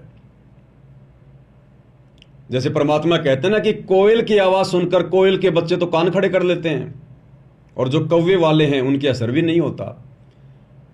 तो अपनी माता के ये विशेष संदेश सुनकर सतगुरु रामपाल जी भगवान के, क्योंकि ये अपनी माँ है, ये सारे जगत की अम्मा है, असल में यही तो जगदम्बा है। हम जगदम्बा सुन के और दुर्गा जी का ध्यान कर लेते हैं, नहीं। दास ने आपको पहले भी बताया था, इस काल ने इस प्रकार के जितने भी नाम हैं, राम, कृष्ण, ब्रह्मा, विष्णु, महेश, महादेव, ये सारे नाम इस काल ने अपने परिवार के लोगों के रख दिए, अपने तीनों बेटों के, फिर उनके जो अवतार जाते हैं उनके, अपनी पत्नी दुर्गा के, ताकि ये संसार इन्हीं में उलझा रहे। जबकि ये सारे के सारे नाम इस कबीर भगवान सतगुरु रामपाल जी के उपमात्मक नाम है। उपमात्मक नाम, जैसे जल के उपमात्मक नाम होते हैं, नीर, पानी, इस प्रकार से। तो ये जगदम्बा जो नाम है, ये कबीर भगवान सतगुरु रामपाल जी की उपमात्मक उस पदवी का नाम है। हमें गुरुदेव भगवान मंगलाचरण में बताते हैं, सुनाते हैं कि जगदम्बा जगदीशम और मंगल रूप मुरारी, तन मन अर्पूं शीसम भक्ति मुक्ति भंडारी। जगदम्बा जगदीशम, जगदम्बा जगत प्लस अम्मा। यथार्थ भक्ति बोध के सरलार्थ में जब हम वीडियो बना रहे थे तो गुरुदेव ने क्या वहां पर लिखा है, जगदम्बा का जगत प्लस अम्मा, यानी जो सारे संसार की मां है, जो सारे संसार का धारण पोषण जो करता है, असल में वो जगदम्बा है। तो कौन करता है? कबीर भगवान सतगुरु रामपाल जी। तो ये जगदम्बा शब्द भी गुरुदेव भगवान के लिए है, इस कबीर परमात्मा के लिए है। तो अपनी मां की भाषा को उसके बच्चे ही समझ सकते हैं। तो इन विशेष संदेशों को केवल उनकी विशेष आत्माएं, सत्सेवक भाई बहन ही समझ रहे हैं, अपने जीवन में लागू भी कर रहे हैं, अमल भी कर रहे हैं। तभी तो हमारा विश्वास बढ़ता जा रहा है, हमें आज इतनी दृढ़ता प्राप्त है।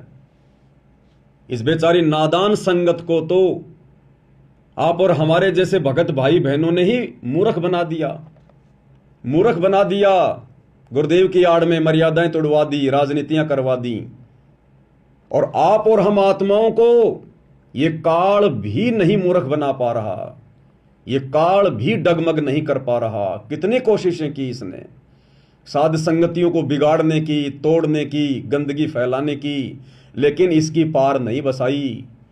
हर बार जितनी भी कोशिश इसने आश्रम वालों के माध्यम से की, उतनी बार परमात्मा ने साध संगतियों को आगे बढ़ाया। दास जेल गया, एक बार तो लगा कि साध संगतियां भाई खत्म हो गई, लेकिन जैसे 2-2.5 महीने बाद वापस आया, आज देखो ऐसा लगता है पहले तो साध संगतियां कुछ भी नहीं थी, जो पिछले 2 साल में परमात्मा ने दया करी है। 2 साल में गुरुदेव भगवान ने अपनी सभी पुस्तकों के ऊपर वीडियो बनवा दिए, साध संगति की ओर ना जाने कितने वीडियो बनवा दिए, विशेष संदेशों के ऊपर वीडियो बन रहे हैं। तो ये परमेश्वर का मिशन है, ये सत्य मिशन है। तो इसलिए आप और भगत भाई बहनों ने विचार करना चाहिए कि गुरुदेव का असल में मिशन चल कहां से रहा है। क्योंकि गुरुदेव तो जाकर जेल में बैठ गए, इधर ये आश्रम वाले गुरुदेव के मिशन को ये पाताल में लेके जा रहे हैं। यानी मिशन को आगे बढ़ाना वो होता है जब आप अपने गुरुदेव भगवान के मार्ग को, उनकी भक्ति को आप आगे बढ़ाएं, आप खुद भी भक्ति पर दृढ़ हों और अपने अन्य भगत भाई बहनों को भी दृढ़ता प्रदान करें। भाई बहनों का विश्वास गुरुदेव में बढ़ता ही चला जाए, ये होता है मिशन को आगे बढ़ाना। और इन लोगों ने तो गुरुदेव की सारी मर्यादाओं की धज्जियां उड़ा दी। तो गुरुदेव तो बैठे हिसार जेल में, और लोग जो अनजाने में समझ रहे हैं कि इन सतलोक आश्रमों से मिशन आगे बढ़ रहा है, इन्होंने तो रॉकेट का मुंह नीचे कर रखा है, जमीन की तरफ कर रखा है। अरे इस प्रकार से मिशन थोड़ी आगे बढ़ेगा गुरुदेव का, राजनीतियों के सहारे, जगत वालों के सहारे। दोगलेबाजी के सहारे स्टेडियम तुमने बनवा दिए, राजनीतियां तुमने करवा दी, भक्तों से आन उपासना तुमने करवा दी, नकली कबीरपंथियों की जयंतियों में सिरसा में और परशुराम की जयंती में भेजकर आन उपासना तुम लोगों ने करवा दी, जो कि सबसे बड़ा अपराध है। अयोध्या में जाकर राम पुजारियों के लिए भंडारा लगा के आन उपासना में सहयोग तुम लोगों ने करवा दिया। जगत वालों के साथ हरियाणा के जाट आरक्षण में तुम लोगों ने भक्तों को बैठा दिया। गुरुदेव कहते हैं सुपात्र को दान करना चाहिए, सुपात्र केवल गुरु है।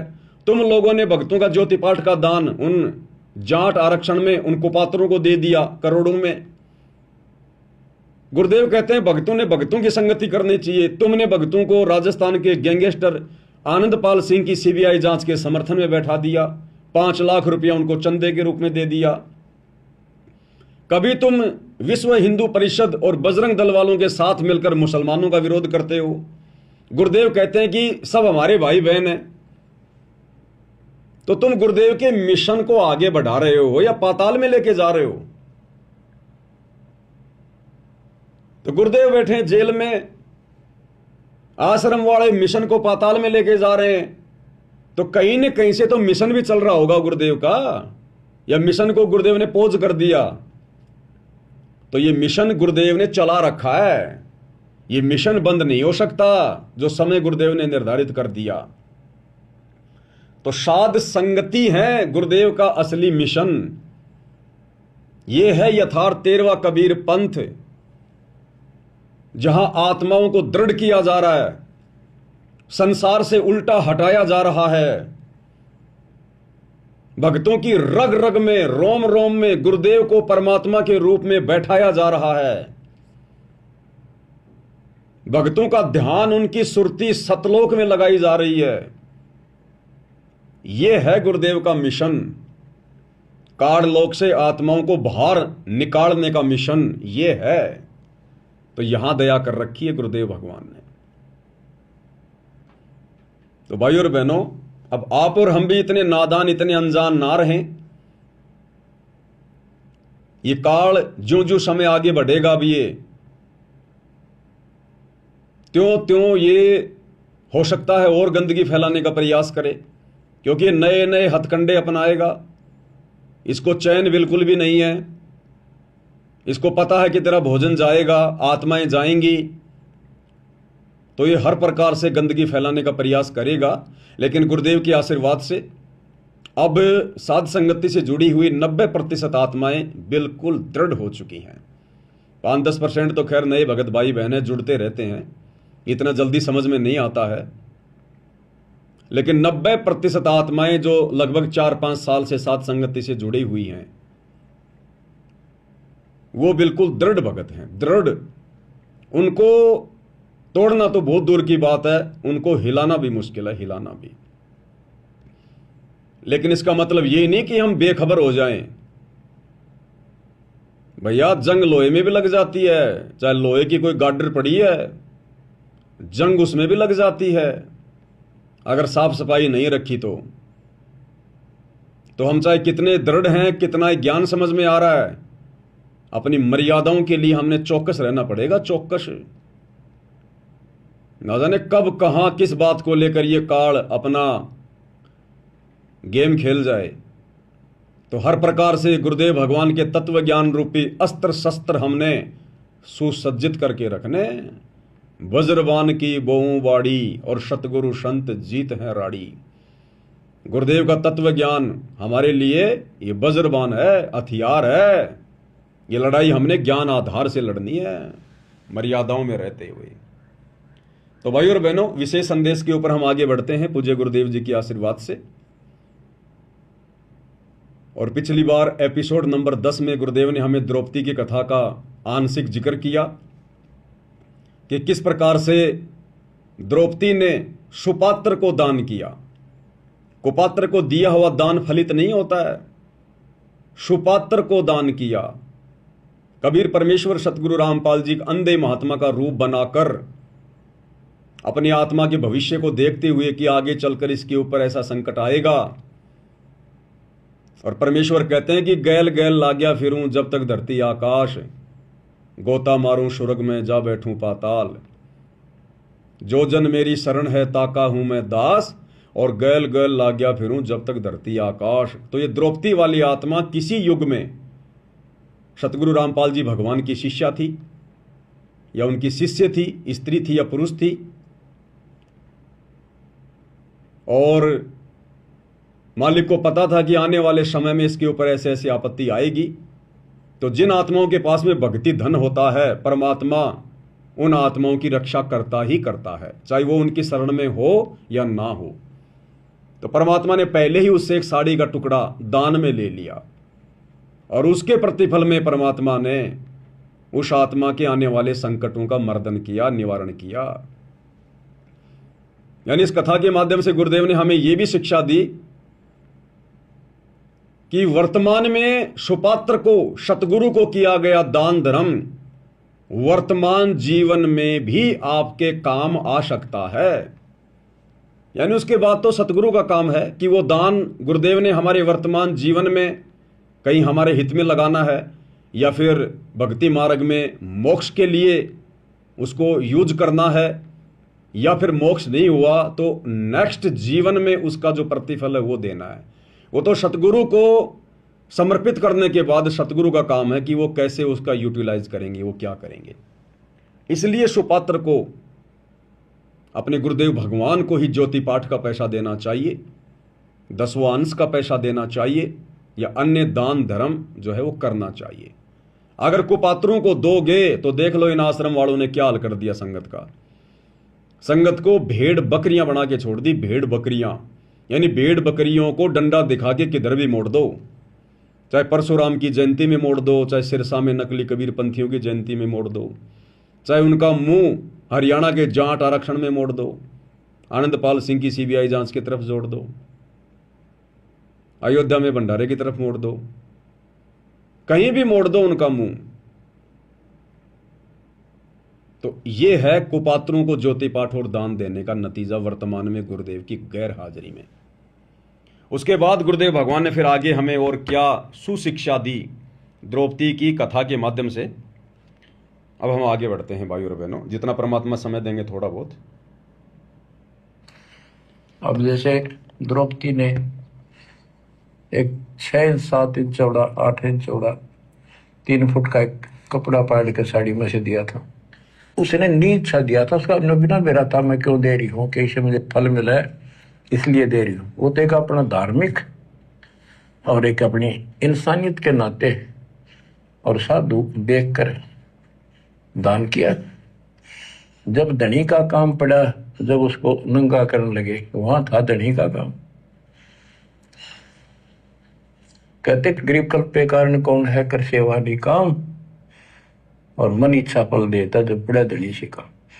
वह धनी का काम था। खेचत खेचत खेच शीशा सिर पर बैठे हैं जगदीशा, द्रौपदा के चीर बढ़ाए संग संग को पार निकले। द्रौपदा को दिने लीर जाके अनंत बढ़ाए चीर।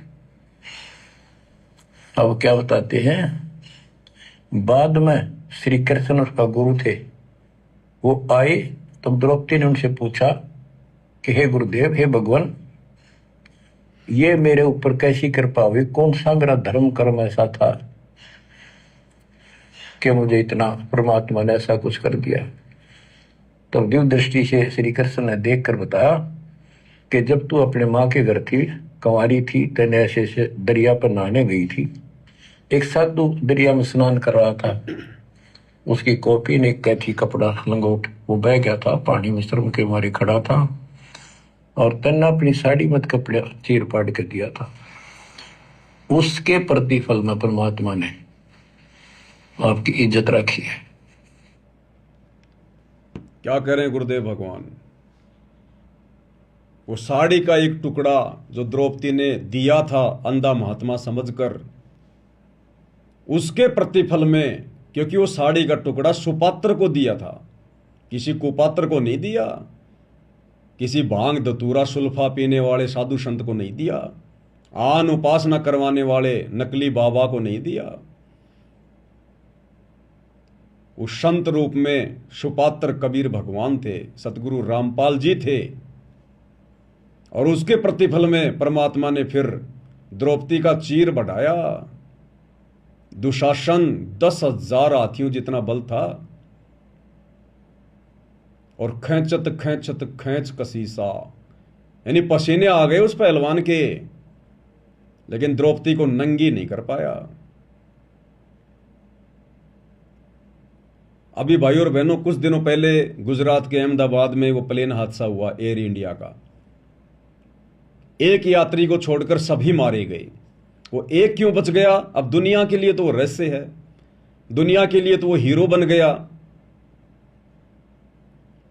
कि ये बच गया, बड़ा सौभाग्यशाली, इसकी किस्मत ने जोर दे दिया।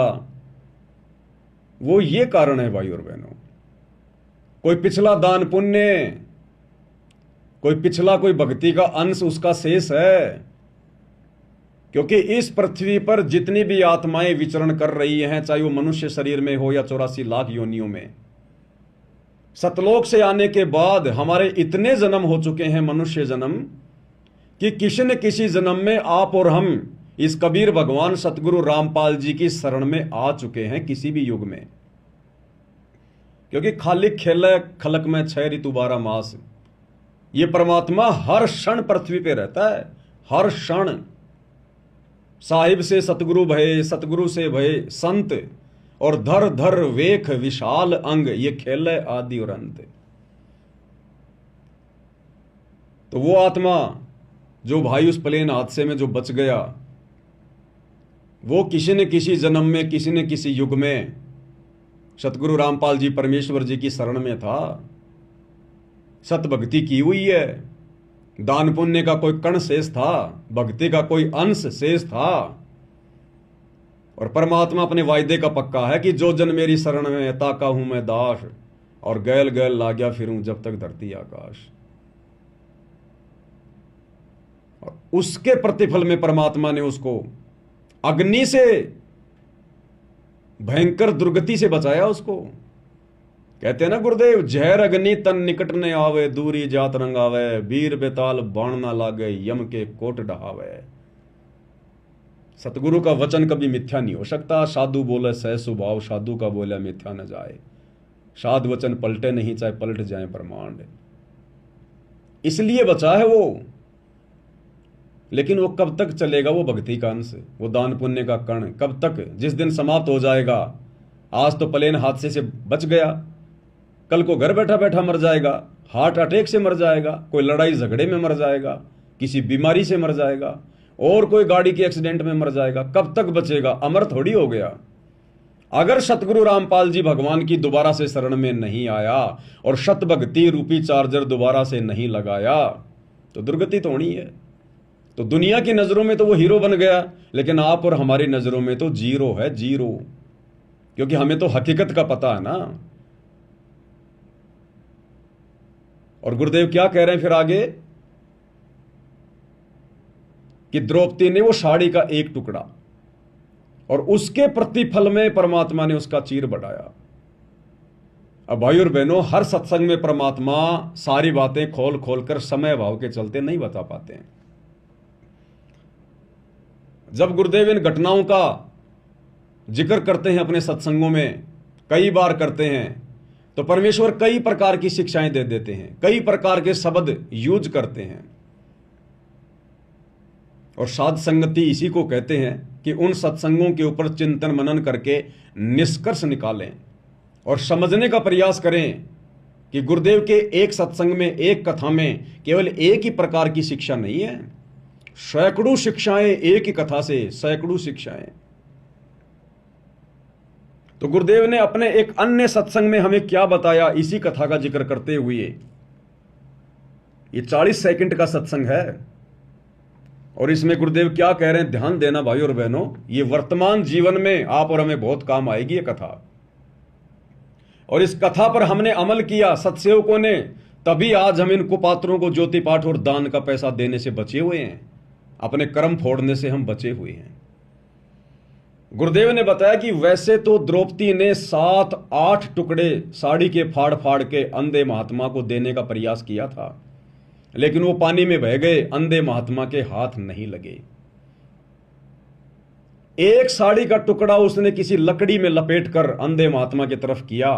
वो एक टुकड़ा साड़ी का अंधे महात्मा के हाथ लगा और उस एक के प्रतिफल में परमात्मा ने उसकी साड़ी बढ़ाई, उसका चीर बढ़ाया। केवल उस एक साड़ी के टुकड़े का परमात्मा ने उसको प्रतिफल दिया। जो साड़ी का टुकड़ा, जो दान उस सुपात्र सतगुरु के हाथ लगा, अंधे महात्मा के हाथ लगा, बाकी भी तो उसने दान ही किया था, साड़ी के टुकड़े फाड़ फाड़ के फेंक दिए थे, लेकिन वो महात्मा के हाथ नहीं लगे तो उनके प्रतिफल में कोई साड़ी वाड़ी नहीं बढ़ाई। वो बेकार, यूजलेस, निरर्थक वो दान द्रौपदी का बेकार गया। वो एक टुकड़ा उस महात्मा के हाथ लगा। सुनिए पहले गुरुदेव भगवान के मुख कमल से, कितनी गहरी शिक्षा है। क्या कह रहे हैं परमात्मा। एक सेकंड भाई और बहनों, दास वीडियो निकाल रहा है।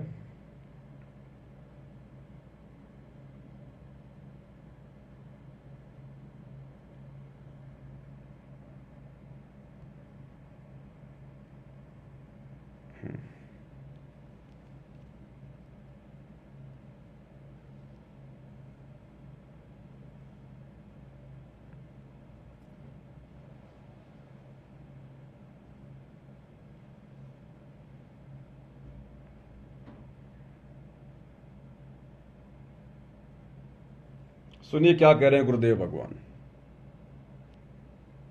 उसी जन्म में एक अंधे महात्मा को एक बिल्हाता अर्थात 8-9 इंच का एक कपड़ा लंगोट टाइप, कोपीन टाइप बनाकर पाड़ के दिया था। यानी वैसे तो उसने लगभग सारी साड़ी पाड़ कर डाल दी थी नदी में। अंधा महात्मा था, हाथ नहीं लग गया, वह एक लकड़ी के लपेट के उसके हाथ के लगा दी। अर्थात उस इतने के कपड़े का, अर्थात उस गुरुदेव भगवान कह रहे हैं अर्थात उस इतने कपड़े का। वैसे तो सारी साड़ी फाड़ के दे दी थी उसने, लेकिन वो हाथ नहीं लगा अंधे महात्मा के। और गुरुदेव कह रहे हैं अर्थात केवल उस एक इतने कपड़े का। दोबारा सुनिए ध्यान से। इसका एक कपड़ा लंगोट टाइप, कोपीन टाइप बनाकर पाड़ के दिया था। यानी वैसे तो उसने लगभग सारी साड़ी पाड़ कर डाल दी थी नदी में। अंधा महात्मा था, हाथ नहीं लग गया, वह एक लकड़ी के लपेट के उसके हाथ के लगा दी। अर्थात उस इतने के कपड़े का दान का इसी जन्म में भी परमात्मा ने उसको लाभ दे दिया, क्योंकि वो सुपात्र को दान किया गया, क्योंकि वो सुपात्र को दान किया गया था। वो 7-8 साड़ी के टुकड़े ओढ़ फाड़ फाड़ के दिए थे, लेकिन वो महात्मा के हाथ नहीं लगे। किया उसने दान ही था, अपनी तरफ से उसने फाड़ फाड़ के डाले थे कि महात्मा के हाथ लग जाए, लेकिन नहीं लगे। ये कथाएं हैं भाई और बहनों, कथाएं। इनमें बहुत गहरी गहरी शिक्षाएं हैं। जिस प्रकार गीता और वेदों के श्लोक सांकेतिक हैं, कोड वर्ड में, गरीबदास जी की वाणियां कोड वर्ड में हैं, उसी प्रकार ये गुरुदेव के सत्संग, ये तो उनसे भी ज्यादा सांकेतिक हैं। अरे वेदों का ज्ञान किसने दिया? कबीर, परमेश्वर, सतगुरु रामपाल जी ने काल के अंतःकरण में ये वेद फीड किए। क्या आज तक कोई समझ पाया? उन्हीं के अलावा लाखों साल से वेद इसी धरती पर हैं। मनु जैसे, व्यास जैसे, पाराशर जैसे, वशिष्ठ जैसे, विश्वामित्र जैसे, मार्कंडे जैसे पसीना निकाल के चले गए। एक श्लोक को भी ढंग से नहीं समझ पाए, एक श्लोक को भी हुआ बाई बक के चले गए, क्योंकि ये कोड वर्ड में सांकेतिक है। जिसने ये वेदों का ज्ञान दिया वही समझा सकता है। तो सोचिए, उस परमेश्वर ने जो वेदों का ज्ञान दिया, जब वो एक जीव नहीं समझ पा रहे, तो वही कबीर भगवान सतगुरु रामपाल जी जब धरती पर प्रकट होकर साक्षात अपने मुख कमल से तत्व ज्ञान युक्त सत्संग कहेंगे, तो वो कैसे इतने आसान होंगे भाई? वो तो वेद और गीता से भी ज्यादा सांकेतिक होंगे। उनकी वाणियां, उनके शब्द, उनकी कथा, उनके प्रवचन। तो गुरुदेव क्या कह रहे हैं कि वैसे तो सारी साड़ी दान कर दी थी, लेकिन उस अंधे महात्मा के केवल एक टुकड़ा हाथ लगा, वो इतनाक है। और वाणी भी क्या कहती है, एक लीर के कारणे मेरे हो गए चीर अपार। जब द्रौपदी को श्री कृष्ण जी के माध्यम से पता चला तो द्रौपदी ने कहा कि एक लीर के कारण, लीर यानी टुकड़ा, एक लीर के कारण मेरे हो गए चीर अपार। और जो मुझे पहले पता होता कि वो महात्मा इतना बड़ा सुपात्र था, इतना महान था, तो द्रौपदी बोली मैं देती सब कुछ वार। और सत्संग में गुरुदेव ने कहा कि बच्चों आज तुम्हें पता चल गया, द्रौपदी को तो नहीं पता था उस समय, वो तो धोखा खा गई, लेकिन आज तुम्हें पता चल गया कि आज वही अंधा महात्मा, वही कबीर भगवान तुम्हारे गुरु के रूप में प्रकट है। इसलिए कहते हैं तन मन शीस ईस अपने पर पहलम चोट चढ़ावे, जब कोई राम भगत गति पावे। लेकिन अंधा होके दान नहीं करना। अगर पता भी चल गया कि ये गुरु भगवान है, वही सुपात्र है, तत्वदर्शी है, तो अंधा होके दान नहीं करना। उस गुरु के नाम पर किसी ऐरे गहरे भगत को दान नहीं करना, गुरु के परिवार को दान नहीं करना, गुरु के बेटा बेटी को दान नहीं करना, गुरु की गैर हाजिरी में गुरु के नाम पर खोले गए आश्रमों में दान धर्म नहीं करना। जो विधि, जो मर्यादा गुरुदेव ने बताई कि 10वां अंश गुरु को दीजिए, 10वां अंश गुरु के बेटे को दीजिए, ऐसा नहीं लिखा। 10वां अंश गुरु की बेटी को दीजिए, ऐसा नहीं लिखा। 10वां अंश आश्रमों में दीजिए, ऐसा नहीं लिखा। 10वां अंश गुरु को दीजिए, ताते जीवन जन्म सफल कर लीजिए। यानी गुरु के हाथ में, तब आपका दान फलेगा। आज वर्तमान में कहां है हमारे गुरुदेव भगवान? हिसार जेल में। संगत दान कहां कर रही है आंख बंद करके? इन सतलोक आश्रमों में किनको कर रही है? कुपात्रों को। क्या संगत का ज्योति पाठ और दान का पैसा, 10वें अंश का पैसा सुपात्र सतगुरु के हाथ लग रहा है? नहीं लग रहा। गुरु को तो 2 टाइम की रोटी, 2 जोड़ी शरीर पर पहनने के लिए कपड़े प्रशासन दे रहा है, सरकार दे रही है। तो तुम्हारा ये लाखों का, ये करोड़ों का, अरबों का दान कहां जा रहा है? तुम किनको दे रहे हो? किनके हाथों में दे रहे हो? अब तुम कह दोगे हम तो गुरुजी को निमित्त मान के दे रहे हैं, हम तो गुरुजी के नाम पे दे रहे हैं। वो द्रौपदी भी साड़ी का टुकड़ा फाड़ फाड़ के अंधे महात्मा के नाम पर ही दे रही थी, उस अंधे महात्मा को ही देना चाह रही थी, लेकिन वो टुकड़े अंधे महात्मा के हाथ नहीं लगे तो उनका प्रतिफल नहीं मिला। एक टुकड़ा हाथ लगा, उसी का प्रतिफल मिला। तो तुम्हारी ये बहानेबाजी नहीं चलेगी कि हम तो गुरुजी के नाम पे दे रहे हैं, गुरुजी के नाम पर आश्रम खुले हुए हैं, गुरुजी के बेटा बेटी हैं। अरे द्रौपदी का एक टुकड़ा तो हाथ लग गया, तुम्हारा तो 1 रुपया भी गुरुदेव के हाथ में नहीं जा रहा आज। और उल्टा तुम्हारी आंखों के सामने तुम्हारे दान का दुरुपयोग हो रहा है। तुम्हारी आंखों के सामने, तुम्हारे नाक के नीचे, उसी धनाना आश्रम के पास बैडमिंटन का स्टेडियम बना दिया गया करोड़ों रुपए में। वो स्टेडियम गुरुदेव के परिवार ने अपनी जमीन बेच के या अपनी औरतों के गहने बेच के नहीं बनवाया। आपका ज्योति पाठ और दान का पैसा काल ने लगवा दिया। काल कहां है? चुपचाप थोड़ी बैठा है, चद्दर ओढ़ के थोड़ी सो रहा है, दिखाई थोड़ी देता है, वो किसी के सामने प्रकट थोड़ी होता है। वो इस प्रकार से अपना कार्य कर रहा है संगत में। संगत माही कुसंगत उपजे, जैसे बन में बाश, आप घिस घिस आग लगा लेकर बनखंड का विनाश। तो आज तुम्हारा पैसा तुम्हारे गुरुदेव के हाथ कहां लग रहा है, जो तुम इन आश्रमों में जा जा के दे रहे हो? अरे चलो बेचारे नए भगत भाई बहन, उनको तो नहीं पता सच्चाई का, उन्होंने तो अपने गुरुदेव की संगति नहीं की सतलोक आश्रम बरवाड़ा में। लेकिन जो पुराने भगत भाई बहन है वो क्यों मूर्ख बन रहे हैं? अरे सतलोक आश्रम बरवाड़ा में याद करो, जब आप और हम गुरुदेव भगवान के दर्शनों के लिए जाया करते थे लाइन लगाकर, तो वहां पर आश्रम की दीवारों पर बड़े बड़े पोस्टर, होर्डिंग, और क्या लिखा था? ज्योति और पाठ का पैसा दर्शनों के समय केवल गुरुदेव के हाथ में ही देना है। आश्रम वाले भगत केवल डायरी और पेन लेकर लिखा करते थे कि भगत जी आप ज्योति करवा रहे हो, हां। पाठ करवा रहे हो, हां। आपका नाम क्या है? आप ये कितने पैसे जो है आप दे रहे हो गुरुदेव को? वो भगत केवल लिखा करते थे, लेकिन पैसा दर्शनों के समय गुरुदेव के हाथ में दिया जाता था।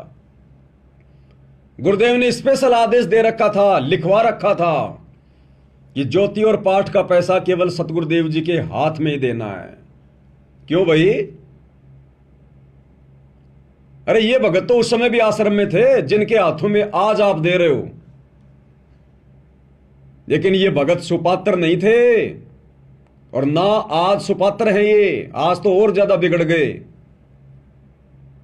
इसलिए गुरुदेव वो पैसा अपने हाथों में लिया करते थे, क्योंकि ये आश्रम वाले, यही तुम्हारे कोऑर्डिनेटर, यही गुरुजी का परिवार, यही ये गुरुजी के ड्राइवर, गुरुजी के बॉडीगार्ड, इनमें से कुछ लोग दान धर्म का दुरुपयोग किया करते थे। इसलिए परमात्मा वो पैसा अपने हाथों में लिया करते थे ताकि दान देने वाले को उसका लाभ मिले।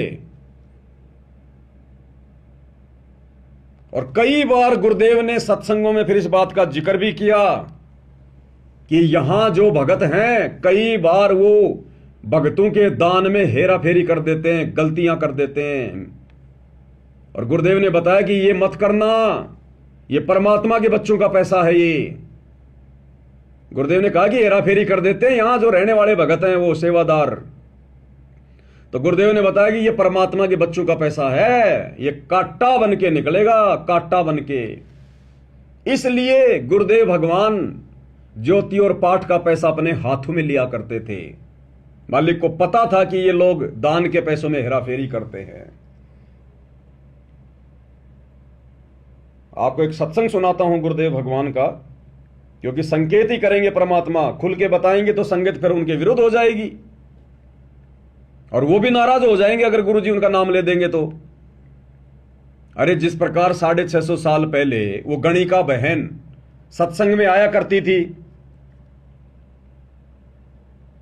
और उस समय कुछ एक भगत उसे रोका करते थे कि तू तो गंदी औरत है, तू तो वेश्या है, तू तो बदनाम है, तो गुरुजी का नाम बदनाम करेगी, संगत को खराब करेगी। वो ठेकेदार बन रहे थे।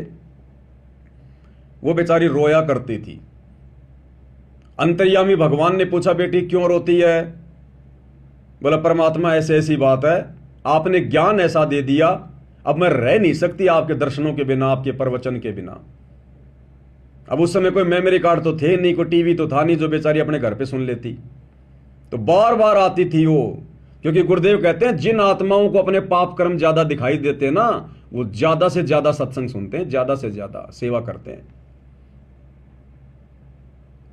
तो गुरुदेव ने कहा कि बेटा नाम बता, तुझे कौन दुखी कर रहा है? वो अच्छी आत्मा थी, उसने नाम नहीं बताया कि गुरुजी जो मिला वो ही बात कहे। लेकिन मालिक तो अंतर्यामी थे, जानी जान थे, वो तो पता था कि कौन क्या कह रहा है। फिर भी गुरुदेव भगवान ने डायरेक्ट उनका नाम नहीं लिया, उनको डायरेक्ट अपने पास नहीं बुलाया कि लाओ रे बुला के उन भक्तों को, नहीं। क्योंकि परमात्मा को पता है इस जीव के अंदर काल ने इतनी सहनशीलता, इतना धैर्य, इतनी बुद्धि छोड़ी नहीं है। अगर डायरेक्ट मैं उनको कह दूंगा तो हो सकता है वो सत्संग छोड़ के चले जाएंगे, और भगवान चाहते हैं कि ये जीव किसी भी प्रकार से सत्संग से लगा रहे। कबीर कपट से भक्ति करे उसको भी अपनाऊं, साम दाम दंड भेद से फिर सीधे रास्ते लाऊं। तो 650 साल पहले भी अंतर्यामी भगवान ने डायरेक्ट उन भक्तों का नाम नहीं लिया जो गणिका बहन को दुखी करते थे। तो आज भी तो वही भगवान धरती पर है, उसके तो नियम मर्यादा वही हैं। तो परमेश्वर ने फिर सत्संग के माध्यम से संकेत किया सार्वजनिक तौर पर। वो गणिका बहन भी बैठी थी और वो निकम्मी आत्माएं भी बैठी थी। हो सकता आप और हम ही थे वो 64 लाख वाले जो ठेकेदार बन रहे थे उस समय संगत का, आश्रम मैनेजमेंट। तो परमात्मा ने डायरेक्ट किसी का नाम ना लेके और संकेतों में सत्संग में कहा, भाई कुष्टी हो चाहे संत बंदगी की जियो, हो वैश्या के विश्वास चरण चित दीजियो। अगर किसी को कोढ़ भी हो गया हो, भयंकर रोग भी हो गया हो, तो भी उसे नफरत नहीं करनी चाहिए। वो परमात्मा की विशेष प्यारी आत्मा है, वो भगवान के लिए आई है, अपना पाप कटवाने के लिए। अरे डॉक्टर अगर रोगी से नफरत करेगा तो उसका रोग कैसे कटेगा? तो हम भगत यदि उससे नफरत करेंगे तो उसको विश्वास कैसे बनेगा? वो कैसे आएगी बार बार? और मालिक ने कहा, हो वैश्या के विश्वास चरण चित दीजिए। अगर वैश्या भी अगर अपने पाप कर्मों से गलानी करके अगर सत्संग में आ रही है तो उसको एक धर्मात्मा समझना चाहिए, उसको एक महान आत्मा समझनी चाहिए। उसके साथ में ज्ञान चर्चा करनी चाहिए, उसके विश्वास को बढ़ाना चाहिए। तो आज वही कबीर भगवान सतगुरु रामपाल जी कैसे सीधा सीधा उनका नाम ले देंगे, जो दान पेटियों से चोरी किया करते थे सतलोक आश्रम बरवाला में। और सतलोक आश्रम बरवाड़ा में आश्रम का मुख्य ट्रस्टी बलजीत लहरी, जिसकी बेटी बेबी बेबो, जिसके ऊपर मुकदमा लगा था बरवाला कांड में, जिसको गुरुदेव भगवान के साथ में जोड़ के काफी बदनाम किया गया था, बेबो, उसका जो पिता है बलजीत लहरी, जिसने बरवाड़ा में एक छोटा आश्रम था पहले गुरुदेव का दौलतपुर में, उसमें 1-1.5 एकड़ जमीन उसने दान कर रखी थी। उस बलजीत लहरी का बेटा अनिल लहरी,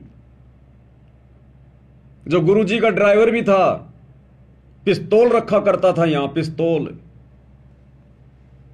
बरवाला कांड के बाद में गुरुजी के उस कलयुगी दामाद संजय खानपुर वाले के साथ, यानी मंजू के पति के साथ, और जयपुर में आया था मुझे धमकाने के लिए कि तू महेंद्र भगत जी के खिलाफ बोलता है, ठीक नहीं रहेगा। ठीक है, मुझे देख लेंगे भाई क्या रहेगा और क्या नहीं रहेगा। डराने आए हो, धमकाने आए हो क्या? बोला नहीं तू समझदार है। मगो मैं समझदार हूं कि नहीं वो तो मगो परमात्मा ने पता है, पर मगो तुम्हारी थोती धमकियों से नहीं डरूंगा भाई। वो अनिल लहरी, बलजीत लहरी का बेटा, गुरुजी का ड्राइवर भी था, बॉडीगार्ड भी था, आश्रम की दान पेटियों से लाखों रुपये चोरी कर करके ले जाया करता था, लाखों रुपए। और एक बार वो मेन गेट पर पकड़ा गया, सेवादारों ने पकड़ लिया, पकड़ के उसको गुरुजी के पास लेकर गए। 500 की गड्डियां उसकी जेब से निकाली गई। इस बात का जब पता उसके पिता को चला, अब मालिक तो अंतर्यामी थे, उनको पता है था कौन कब से चोरी कर रहा है। इस बात का पता जब उसके पिता बलजीत लहरी को चला तो शर्मिंदा होकर गुरुदेव के पास गया, कुछ पैसे लेकर। तो गुरुदेव ने कहा कि ये क्या भाई? बोला जी वो लड़का, उसने थोड़ी गफलत।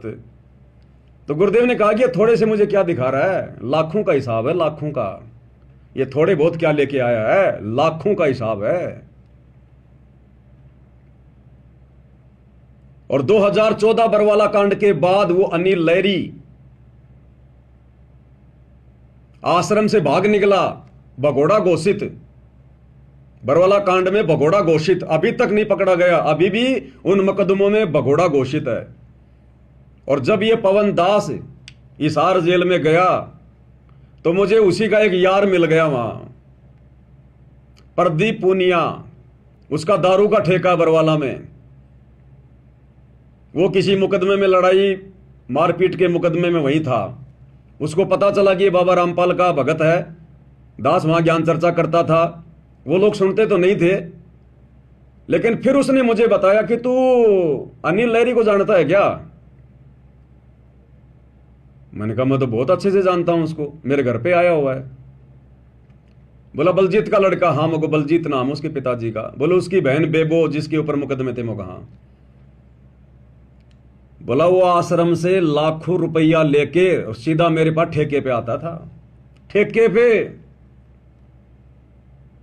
और मैं कहता था कहां से ला रहा है आजकल, कहां लॉटरी लग गई। बोले मौज उड़ाए जाओ, यूं ही मौज लिए जाओ। और बोला पता है वर्तमान में कहां हो? मैंने कहा उसके ऊपर तो वो बरवाला कांड के मुकदमे लगे हुए। बोले बरवाला कांड तो छोड़, बरवाला कांड के बाद उसने उसने उसने गांजे का कारोबार शुरू कर दिया, नशे का, गांजा। और बोला 10 क्विंटल गांजे में, 10 क्विंटल गांजे के साथ में पकड़ा गया था, लेकिन वो तो भाग निकला और वो 10 क्विंटल गांजा पकड़ा गया। अब बोला वो एनडीपीएस के मुकदमे में है, एनडीपीएस के मुकदमे में। तो ये हैं गुरुदेव भगवान के परम भक्त, ये हैं वो पवन पुत्र हनुमान, जिनके ऊपर आज ये संगत आंख बंद करके विश्वास कर रही है। इन सब की एक ही राम कहानी है, वो तो एक का मुकदमा उजागर हो गया, बाकी बैकग्राउंड में सारे ऐसे ही है।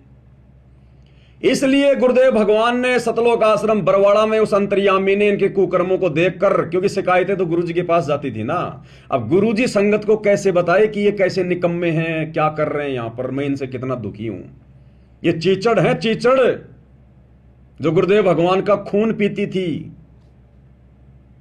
जैसे चीचड़ होते हैं ना, वो कलील बोलते हैं उनको, चीचड़ होते हैं जो पशु के थन के लग के उसका खून पीते हैं।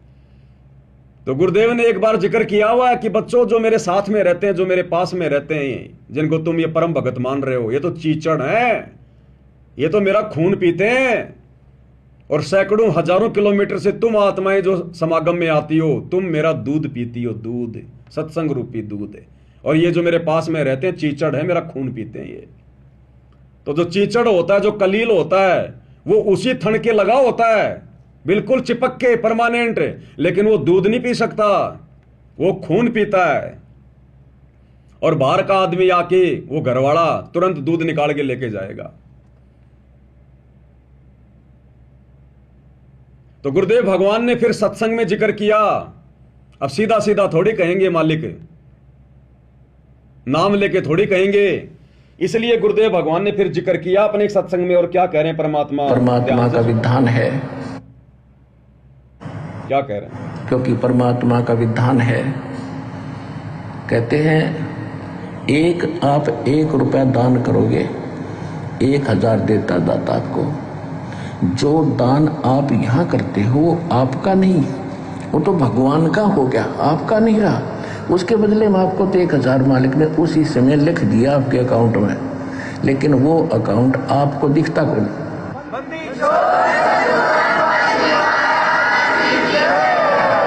जो अकाउंट परमात्मा ने आपका खोल दिया दीक्षा लेने के बाद, वो बैंक अकाउंट सूक्ष्म है। आपके अंतःकरण में एक मैसेज पहुंच जाता है, भगवान के ऊपर आपकी एक और फाइल है, उसमें ये मैसेज ऐड हो जाता है। आपने 1 रुपया दान करा, 1000 आपके खाते में लिख दिया था। तो जो पैसा आपका था वो यहाँ चढ़ाया हुआ पैसा आपका नहीं है, ये परमात्मा का हो गया। और इस परमात्मा के पैसे को आप सदुपयोग करो, यहाँ दुरुपयोग ना करना इसका। जो यहाँ भी सेवादार है, आने वाले भी जो कई बार देखा है थोड़ी बहुत त्रुटियां ये कर देते हैं, तो आपने सावधान रहना पड़ेगा, ये धनी का पैसा है। सुन लिया? गुरुदेव कहते हैं यहां जो है, जो रहते हैं, जो सेवादार हैं, थोड़ी बहुत त्रुटियां वो कर देते हैं। और कह रहे हैं धनी का पैसा है, सावधान रहना पड़ेगा। देने वाले ने तो गुरुदेव भगवान के नाम पे डाल दिया। अब उस समय तो गुरुजी आश्रम में थे साक्षात, और उसके बावजूद भी गुरुजी की नाक के नीचे ये लोग गफलतबाजियां करते थे, दुरुपयोग करते थे उस दान का, पैसे का। सोचो आज तो गुरुजी है ही नहीं, आज तो आश्रमों में गुरुजी है ही नहीं। और ये वही लोग जो उनके रहते सहते चोरियां करते थे, पैसे का दुरुपयोग करते थे, तो आज गुरुजी की गैर हाजिरी में कौन सा ये वाल्मीकि ऋषि बनेंगे? कौन से साहूकार बन जाएंगे? ये तो और ज्यादा बिगड़ गए। पहले तो खुद ही खर्च करते थे, अब तो ये जाटों की धर्मशाला में खर्च कर रहे हैं, राजनीति में खर्च कर रहे हैं, गैंगस्टरों की सीबीआई जांच में खर्च कर रहे हैं, हरियाणा के जाट आरक्षण में खर्च कर रहे हैं, और ना जाने कहां कहां किन को पात्रों की सेवा में लगा रहे हैं ये। तो क्या संकेत किया गुरुदेव ने? जैसे काशी में संकेत किया था सत्संग में, भाई कुष्ठी हो चाहे संत बंदगी कीजिए, हो वैश्या के विश्वास चरण तीज दीजिए। तो आम संगत तो बेचारी कहां समझी होगी? नहीं समझी। लेकिन उनको तो चोट लग गई होगी कि हां गुरुजी हमारे ऊपर संकेत कर रहे हैं। लेकिन परमात्मा कहते हैं काल को जीव कहीं नहीं माने और कोट सुने जो ज्ञाना, कि जो काल प्रेरित आत्मा होती है ना, जिसको काल भगत बना के बैठाता है संगत में, कहते हैं काल का जीव कहीं नहीं माने, कोट सुने जो ज्ञाना, और जैसे लाख अग्नि में पिंगले और बिछुड़ते काट समाना। फिर मालिक कहते हैं कोटि वर्ष करो संगत संतों की, पत्थर का जल में क्या बीज है? पत्थर को चाहे लाखों और करोड़ों साल पानी के अंदर डाल के रखो, और जैसे ही बाहर निकालोगे आपस में रगड़ोगे चिंगारी, कुछ नहीं उसमें बदला। जबकि पानी में तो हर चीज जो है वो निर्मल हो जाती है, मुलायम हो जाती है, लेकिन पत्थर पे असर नहीं पड़ता। तो जो पत्थर जैसे भगत होते हैं वो संत के चरणों में, उनके आसपास, उसके सत्संग में चाहे लाख जन्म रहो, उन पे कोई असर नहीं पड़ता। तो ये वो पत्थर हैं, ये सतलोक आश्रम वाले, गुरुजी का परिवार, गुरुजी के बेटा बेटी, ये परम भगत, ये स्टेट कोऑर्डिनेटर, ये वो पत्थर हैं। जैसे सर्प चंदन लिपटाई, तन भया शीतल पर विष नहीं जाई। चंदन के पेड़ से लिपटकर सांप को शीतलता महसूस होती है, ऐसा लगता है बस इतने तो साधुपना धारण कर लिया। लेकिन जरा उस सांप को छू के देखो, तुरंत डंक मारने को तैयार होगा। तो जब तक वो काल का जीव भगत बनकर सतगुरु के सत्संग में रहता है, उनके चरणों में रहता है, तब तक तो एक नंबर का भगत दिखाई देता है। और जैसे ही संत से दूर हटता है फिर अपना असली रंग दिखाता है। तो आश्रम में तो ये सारे हमारे को भगत दिखाई देते थे, गुरुजी का परिवार और ये कोऑर्डिनेटर। और आज देख लो गुरुजी की गैर हाजिरी में ये क्या क्या ड्रामेबाजियां कर रहे हैं। साल में दो दो तो ये कबीर जी के प्रगट दिवस मनाते हैं। एक तो अभी 11 जून 2025 को बनाया आश्रमों में, और अभी 29 जून 2025 को हिसार जेल नंबर 2 के आगे धानक समाज की उस धर्मशाला में मना लिया। और दुनिया भर की आडंबर उनकी तो गिनती नहीं। तो गुरुदेव ने ऐसे ही बरवाला आश्रम में, अपने सत्संग में, क्योंकि ये वही कबीर भगवान है, इन्होंने संकेत किया जो लोग दान धर्म में त्रुटियां कर रहे थे, गलतियां कर रहे थे, भक्तों के दान का दुरुपयोग कर रहे थे, चोरियां कर रहे थे। एक बार फिर से सुन लो हल्का सा गुरुदेव क्या कह रहे हैं। परमात्मा का हो गया, और इस परमात्मा के पैसे को आप सदुपयोग करो, यहाँ दुरुपयोग ना करना इसका। जो यहाँ भी सेवादार है, आने वाले भी जो कई बार देखा है थोड़ी बहुत त्रुटियां ये कर देते हैं, तो आपने सावधान रहना पड़ेगा। ये धनी का पैसा है, आपको तो दे दिया मालिक ने उसी समय, ये नहीं रखता अपने पास। ये तो पूर्ण परमात्मा है। कहते हैं चारों युगों में देख लो हमने किसका रक्षा मारे। द्रौपदी ने एक बिलांत का कपड़ा दिया था, 9 इंच ढेर लगा दिया उसका। एक बिलांत का। सुदामा ने 4 चावल फुकवाए थे, महल बना दिया। तैमुरलंग ने 1 रोटी दी थी, उसको 7 पीढ़ी का राज बख्श दिया। तो कहते चारों युगों में देख ले हमने किसका रक्षा मार, हमने किसका लेकर ना दिया हो मारना, यानी कोई पैसा लेकर ना देने को, उसने पैसा मार लिया मेरा। तो परमात्मा कहते चारों युगों में देख ले हमने किसका रक्षा मार, हमने किसी का पैसा रखा नहीं। इसलिए भाई और बहनों, परमात्मा ने साध संगतियां शुरू करवाई है, क्योंकि मालिक ने देख लिया कि मेरे आसपास रहने वाले, मेरे साथ साथ रहने वाले, मेरे परिवार वाले, ये काल के जीव हैं। जैसे काल ने उस कमाल को भेज दिया था परमात्मा के पास में, उसका मुंह बोला बेटा बना के, और अंत में उसी ने परमात्मा की संगत को तोड़ा। अंत में वही गुरुद्रोही घोषित हुआ। तो आज क्या काल कोई कसर छोड़ेगा क्या? अपना दाव तो पूरा खेलेगा ना। अब उसके दाव को समझने के लिए तो गुरुदेव ने हमें तत्व ज्ञान दिया है। नहीं समझ पा रहे थे तो गुरुजी ने साध संगतियां शुरू करवा दी, साध संगतियां शुरू करवा दी। अब बताओ तुम कहां दान कर रहे हो वर्तमान में अपने गुरुजी की गैर हाजिरी में? ना तो तुम गुरुजी की वाणियों पे चल रहे, ना गुरुजी के सत्संगों पे चल रहे। सत्संग तो तुम सुनते ही नहीं, तुम्हें सुनने नहीं दिया जाता। सुनते हो तो कोई विचार नहीं किया जाता। इन आश्रमों में ना साध संगतियां होती ताकि आपस में एक दूसरे को कोई बातें समझा सके, ज्ञान समझा सके, कोई चर्चा हो सके। तुम्हें तो अपने बेटा बेटियों की रमेणी की बातों से वहां पे फुर्सत नहीं मिलती। आपस में गोत मिलाना, जातियां मिलानी, तुम्हें तो इससे फुर्सत नहीं मिलती। थोड़ा बहुत समय मिलता है तो सेल्फी वाल्फी ले लेते हो वहां पर जुलाई की झोपड़ी में जाके, जुलाओं के कुएं की, लहर तारा तालाब की, वो प्रदर्शनियां देखने में लगे रहते हो, वहां पर टाइम पास करते रहते हो। और थोड़ा बहुत समय मिला तो फिर तुम्हारे को हरियाणा रोडवेज की बसों में बैठा के फिर जयंतियों में ठोक देते हैं। घर पर तुम भक्ति करते ही नहीं, थोड़ा बहुत दिखावा करते हो भगत बनने का तो आश्रम में वो बैठे हैं ऊपर काल के विशेष एजेंट, वहां तुम्हें वो नहीं टिकने देते। घर पर तुम खुद नहीं टिकते तो गुरु क्या करे फिर बताओ? सतगुरु मिले तो क्या करे? अंदर वाद विवाद। सतगुरु केवल कह सकता है, रो सकता है, ज्ञान दे सकता है। समझना तो हमने पड़ेगा खुद ने, जानवर नहीं है।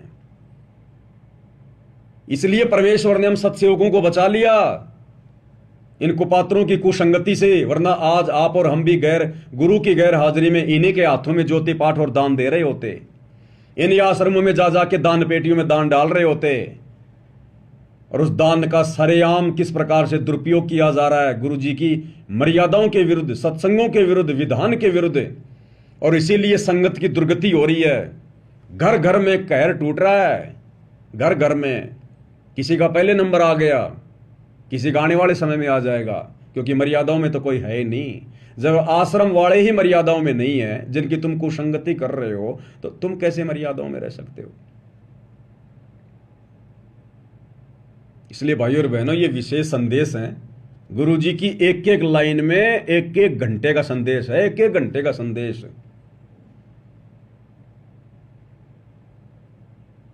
सुन लिए नामदान सेंटर पे जाके सुबह 4 बजे, हाँ आ गया, बहुत अच्छा बहुत अच्छा। साथ संगति की वीडियो देखो तब पता चलेगा क्या अच्छा है इनके अंदर। ये मनोरंजन के लिए, गुरुदेव कहते हैं कि मनोरंजन के लिए नहीं सुना रहा है कथा में, टाइम पास के लिए नहीं सुना रहा। गुरुदेव कहते हैं जैसे दूध में जामन लगा के फिर दही को मथा जाता है तब घी निकलता है। सत्संग सुनने से बात नहीं बनेगी, सुनने के बाद में चिंतन मनन करना पड़ेगा, उन पे मंथन करना पड़ेगा, डिस्कस करना पड़ेगा, रगड़ा मारना पड़ेगा। जैसे मेहंदी के पत्ते हाथ में लेके रगड़ा मारना पड़ता है। मेहंदी के पत्तों का रंग होता है हरा, और जब रगड़ा मारोगे तो कैसा होगा? लाल। तो सत्संग सुनने मात्र से भला नहीं होगा, रगड़ा मारना पड़ेगा, दिमाग पे जोर डालना पड़ेगा। और ये जोर डलेगा साध संगतियों से, वैसे नहीं डलेगा। तब जाके इस काल के भयंकर जाल से आप और हम बच सकते हैं। नहीं तो हो गया गुरु जी का मिशन तो पूरा। हम भक्तों के भरोसे तो हो गया परमात्मा का मिशन पूरा। अगर ये भगवान साध संगतियां ना शुरू करवाता तो हो गया गुरु जी का मिशन तो पूरा। कहां लेके जा रहे हैं मैनेजमेंट वाले देख लो, ये तो नीलकंठ की तरफ ले जा रहे हैं, नीलकंठ की तरफ, पहाड़ों में। और गुरु जी लेके जाना चाह रहे हैं ऊपर।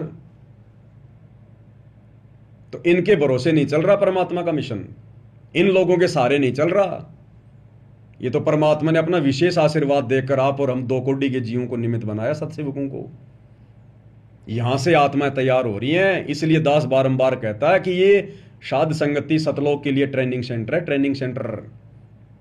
अपनी मान बढ़ाई, अपने अहंकार को त्याग कर, अपने आप को 2 कोटि का भगत समझकर। अरे जिस प्रकार से आप और हम स्कूल में जाते थे और टीचर किसी एक लड़के को उस क्लास में मॉनिटर बना देता था, मॉनिटर। अब उस मॉनिटर की बातें माननी पड़ती थी। जब वो आता था वो टीचर, उस मॉनिटर से पूछा करता था कि हां किसने क्या क्या किया, और वो मॉनिटर अगर किसी का नाम ले दे तो उसके डंडे पड़ते ही पड़ते थे। वो मॉनिटर के ऊपर वो टीचर इतना विश्वास करता था क्योंकि वो सोच समझ के खड़ा करता था। सैकड़ों बच्चों में से किसी एक को मॉनिटर बनाना आंख बंद के थोड़ी किया करता था। उस बच्चे को हर प्रकार से देखकर कि ये पढ़ाई में भी होशियार है, ये शरीर में भी उनसे तगड़ा है, और ये मेरी आज्ञा का पालन भी करेगा, इसके विचार भी ठीक हैं। उस लड़के को वो मॉनिटर बनाया करता था और टीचर आते ही पूछता था, हाँ भाई बता किसने शरारत करी। और वो मॉनिटर अगर किसी शरीफ का भी नाम ले देना कि साहब ये शरारत कर रहा था, तो वो टीचर उसको पीटता ही पीटता था, 2-4 डंडे तो मारता ही मारता था, क्योंकि वो मॉनिटर पे विश्वास करता था वो टीचर। तो इसी प्रकार भाई और बहनों, इस कुत्ते को परमात्मा ने छोटा सा मॉनिटर बना रखा है। अब मेरा काम तुम लोगों की कोई पिटाई करवाना नहीं है, कहीं सोचो भाई गुरुजी के आने के बाद कहीं पवन दास कर दे मामला खराब। तुम जो मर्जी करो, मैं शिकायत करने वाला मॉनिटर नहीं हूं भाई। ये आध्यात्मिक क्लास है। वो टीचर तो डंडे ही मारता था, तो क्या गुरुजी ने हमें कभी डंडे मारे क्या? तो इसी प्रकार ये मॉनिटर भी तुम्हारी कोई शिकायत नहीं करेगा, क्योंकि वो टीचर तो अंतर्यामी नहीं था, लेकिन ये वाला टीचर तो अंतर्यामी है। इसको बताने की जरूरत नहीं है। यहां तो मॉनिटर से फायदा उठा लो, लाभ प्राप्त कर लो कि गुरुदेव भगवान ने खड़ा कर रखा हमारे भाई को, है तो हमारे जैसा 2 कोटि का जीव। वो मॉनिटर भी उन्हीं बच्चों में वो एक बच्चा होता है, वो भी किसी का बेटा होता है, वो भी वहां पर अपनी शिक्षा प्राप्त करने के लिए आता है। वो कोई स्पेशल नहीं होता। इसी प्रकार ये दास भी कोई स्पेशल नहीं है। आप ही में से 2 कोटि का जीव हूं, लेकिन भगवान ने सेवा दे रखी है, इसमें मेरा कोई श्रेय नहीं है। वो टीचर भी खुद ही मॉनिटर बनाया करता था, किसी की चापलूसी करने से नहीं बनाता था। तो गुरुदेव ने अपनी मर्जी से खड़ा किया, अपनी प्रेरणा से खड़ा किया। भाई ये तो मालिक है। जब ये अपना आशीर्वाद देकर झोटे से वेद मंत्र बुलवा सकता है, तो आप और हम तो फिर भी इंसान हैं। इसलिए भाई और बहनों, साध संगति से जुड़कर, और फिर ये ना देखो, फिर मन में कोई दोष ना पाड़ो किसी भी प्रकार का, नहीं तो बाद में फिर बहुत ज्यादा पछताना होगा। फिर ये आगे नहीं चलेगी। फिर ये बकवाद, ये राग द्वेष मान बढ़ाई, ईर्ष्या, मन के दोष, ये आगे नहीं चलेंगे। फिर कोई नहीं सुनेगा हमारी। जो लाभ उठाना है वो उठा लो। अरे रिश्तेदार आते हैं, उनसे 1-2 घंटे बात नहीं करते क्या आप लोग? कोई अड़ोसी पड़ोसी आ जाए, उससे बैठ के कोई चर्चा नहीं होती क्या? तो मैं तो तुम्हारा गुरु भाई हूं, चर्चा करूंगा तो अच्छी करूंगा। और रिश्तेदार तो फिर भी फालतू की बातें करेंगे। मैं तो कोई परमात्मा की चर्चा करूंगा, तो मेरे से चर्चा करने में तुम्हें दिक्कत क्यों, नफरत क्यों? और रिश्तेदारों की तुम सारी बातें सुनते हो, अपने गुरु भाई की सुनने में दिक्कत क्यों? क्योंकि काल का प्रेशर, काल नहीं चाहता ना कि सुन ले। वो रिश्तेदार तो काल के जाल में फंसाएंगे, लेकिन यहां ये वाला मॉनिटर तो काल के जाल से बाहर निकालेगा मालिक के आशीर्वाद से। इसलिए काल नहीं सुनने देता, मन में जबरदस्ती ऊटपटांग हरकतें पैदा करेगा, राग द्वेष करवाएगा कि ये अपने आप को कहता कि मेरे को गुरुजी ने खड़ा किया है। कब किया इसको गुरुजी ने खड़ा? क्या जरूरत पड़ गई गुरुजी को निमित्त बनाने की? अरे 650 साल पहले भगवान भी बोल देता संस्कृत में श्लोक। फिर वो झोटे को निमित्त बनाने की क्या जरूरत पड़ गई थी भगवान ने? तो ये तो भगवान का काम है। वो किसको बनाएगा, क्यों बनाएगा, नहीं बनाएगा, कब तक बनाएगा, ये तो भगवान का काम है। झोटे ने थोड़ी कहा था कि मेरे को बनाओ निमित्त, मालिक ने हाथ रख दिया, बन गया। तो ये तो गुरुदेव की मर्जी है। वो मुझे खड़ा करता, किसी और को करता, किसी न किसी को तो करता ही। लेकिन काल भी तो पूरी कोशिश करेगा ना कि ये इसकी बातें ना सुने, मन में दोष पैदा कर लें। कईयों के तो मन में ये आ जाता कि यार ये अपने आप में ज्यादा शाना बन रहा है कि बस मेरे को ही ज्ञान है। मैंने तो कभी कही नहीं ये बात कि मेरे को ही ज्ञान है। हर बात बात पे वीडियो यही बनाता है, पुस्तकों पे भी वीडियो यही बना रहा है। यही हो गया कि अपने आप में कुछ ज्यादा। अरे मैं तो कुछ नहीं हूं मेरे भाई। मैं तो कितनी बार कहता हूं कि 2 कोटि का जीव हूं। मेरे बाप दादा 1 नंबर के दारूबाज थे, आज भी उनका नाम है। ऐसे शराबियों के घर में परमात्मा ने मुझे पैदा किया। सत्संग के कोई आसपास भी नहीं था, और ना मुझे पता था गुरु जी के शरण में आने से पहले कि कोई सत्संग भी होता है, कोई मोक्ष भी होता है, या कोई गुरु भी बनाना पड़ता है। आप जैसा ही 2 कोटि का जीव हूं, भगवान ने आशीर्वाद दे दिया। मुझे नहीं खड़ा करते तो आपको खड़ा करते, और आपके साथ भी फिर ऐसे खचातानी होती। तो ये सोचकर कि भैया अगर कुछ अच्छी बातें बता रहा है भगवान के बारे में, अगर तो ले लो, क्या दिक्कत है उसमें। लेकिन ये काल राग द्वेष करवाएगा, छोटी छोटी बातों पे मन मुटाव करवाएगा। तो ये उसका सूक्ष्म जाल है। अब अगर गुरुजी ने खड़ा किया है तो भाई देखो, कितना ही राग द्वेष कर लो, कितना ही कुछ कर लो, जब तक गुरुजी ने खड़ा किया है उतने समय तक तो भाई देखो कुछ कोई बिगाड़ नहीं सकता। इसलिए भाई और बहनों, इस काल के इस सूक्ष्म जाल को भी समझो। मेरे से द्वेष मत करो, मेरी शकल से, मेरी सूरत से राग द्वेष मत करो, मुझे उस दृष्टि से मत देखो, क्योंकि भगवान जिसको खड़ा कर देता है ना, उसके साथ वैर करना भी फिर मुसीबत का काम हो जाता है। अगर तुम्हें नहीं समझ में आ रहा है, ये पवन दास की बातें समझ में नहीं आ रही है, तो क्यों सुनते हो भाई? मत सुनो मेरे वीडियो, मत देखो। मैं जबरदस्ती तो तुम्हें सुनाता नहीं, मत देखो लाइव। अब तुम देखे बिना रह भी नहीं सकते, क्योंकि आत्मा भी तो है अंदर तुम्हारे। मन तो बकवाद करता है, लेकिन आत्मा तो चाहती है ना कि देख। तुम देखे बिना रह भी नहीं सकते और फिर बकवाद किए बिना भी नहीं रह सकते। इसका मतलब अभी मन हावी है तुम्हारे ऊपर, अभी आत्मा बेचारी अभी कमजोर है। आत्मा को आत्मा की खुराक खिलाओ ज्यादा। अरे मेरे से क्या नफरत करोगे? मैंने भी सतलोक जाना, गुरुजी आने के बाद मैं भी चुपचाप बैठ जाऊंगा, मैंने भी मेरी भक्ति करनी है। मैंने क्या करना है? मैंने कोई राष्ट्रपति बनना नहीं, प्रधानमंत्री बनना नहीं, मैंने कोई गुरु बनना नहीं, ये ज्ञान बांटकर मैंने कोई तत्वज्ञानी बनना नहीं। मैं भी अपनी भक्ति करके इस काललोक से अपना पीछा छुटवाऊंगा। ये थोड़े समय का खेल है, मालिक ने दया बख्शी है। कोई फायदा उठाया जाए तो उठा लो, और नहीं अच्छा लग रहा हो तो कोई दिक्कत नहीं है, आप अपने हिसाब से चलो। कोई जबरदस्ती का काम थोड़ी है फिर। लेकिन ये काल फिर जबरदस्ती करके कर्म फुड़वाता है। इसलिए भाई और बहनों, थोड़ा विचार करो इन बातों पे। ये बहुत परमात्मा की एक विशेष रजा और मेहर है वर्तमान में आप और हमारे ऊपर, जो हम साथ संगति से जुड़े हुए हैं। अब इस गंदे लोक में तो भगवान साक्षात सतलोक से चलकर ज्ञान दे रहा है। 20 साल 30 साल हो गई जब उनको नहीं छोड़ा भगवान, उसने काल ने, उनके साथ भी लोगों को धक्कम पेली में रखा, उनके साथ भी लोगों ने वाद विवाद किया, तर्क वितर्क किया, फालतू का बुरा भला कहा, और आज किस हाल में कहां बैठे हुए हैं। तो फिर आप और हमारे जैसे 2 कोटि के जीवों को कैसे कौन बख्शेगा? काल कैसे शांति से आगे बढ़ने देगा? तो जिनके समझ में आ गया वो तो भैया नीचे गर्दन करके, और मेरी उन तमाम बातों को जो गुरुदेव भगवान सत्प्रेरणा करके बुलवाते हैं और जो गुरु जी के ज्ञान आधार से हैं, भैया सुन लो, सुनने में कोई दिक्कत नहीं है। सात संगति है, भगवान की चर्चा है, इसको गुरु महिमा कहते हैं। ये सतगुरु महिमा है। जितना सुनेंगे उतना ही हमारा भला है, उतना ही हमारा फायदा है। यहां कुछ मिलेगा आपको, नीचे गिराने वाली बातें नहीं मिलेंगी, यहां ऊपर आत्मा को ऊपर उठाने वाली बातें मिलेंगी। और बाद में फिर रोओगे, पछताओगे, कोई लेना देना नहीं है। मैं तो कुछ नहीं कहूंगा गुरुदेव को, लेकिन वो तो अंतर्यामी है, उनके कंप्यूटर में तो रोजाना सबका फैक्स जा रहा है, उसी हिसाब से फिर नंबर मिलेंगे। गुरुजी भी नहीं कहेंगे कुछ कि तूने गलती करी, तूने करी। ये पंचायत लेके नहीं बैठेगा भगवान अब आने के बाद। अरे ये सिरदर्दी तो आश्रम वाले रखते थे गुरुजी के 24 घंटे। गुरुजी उसकी शिकायत, उसकी एंट्री, उसकी नो एंट्री। अब भी क्या आगे गुरुदेव भगवान इसी प्रकार से पंचायतें लेके बैठेंगे क्या? तो परमात्मा कुछ नहीं कहेगा भाई।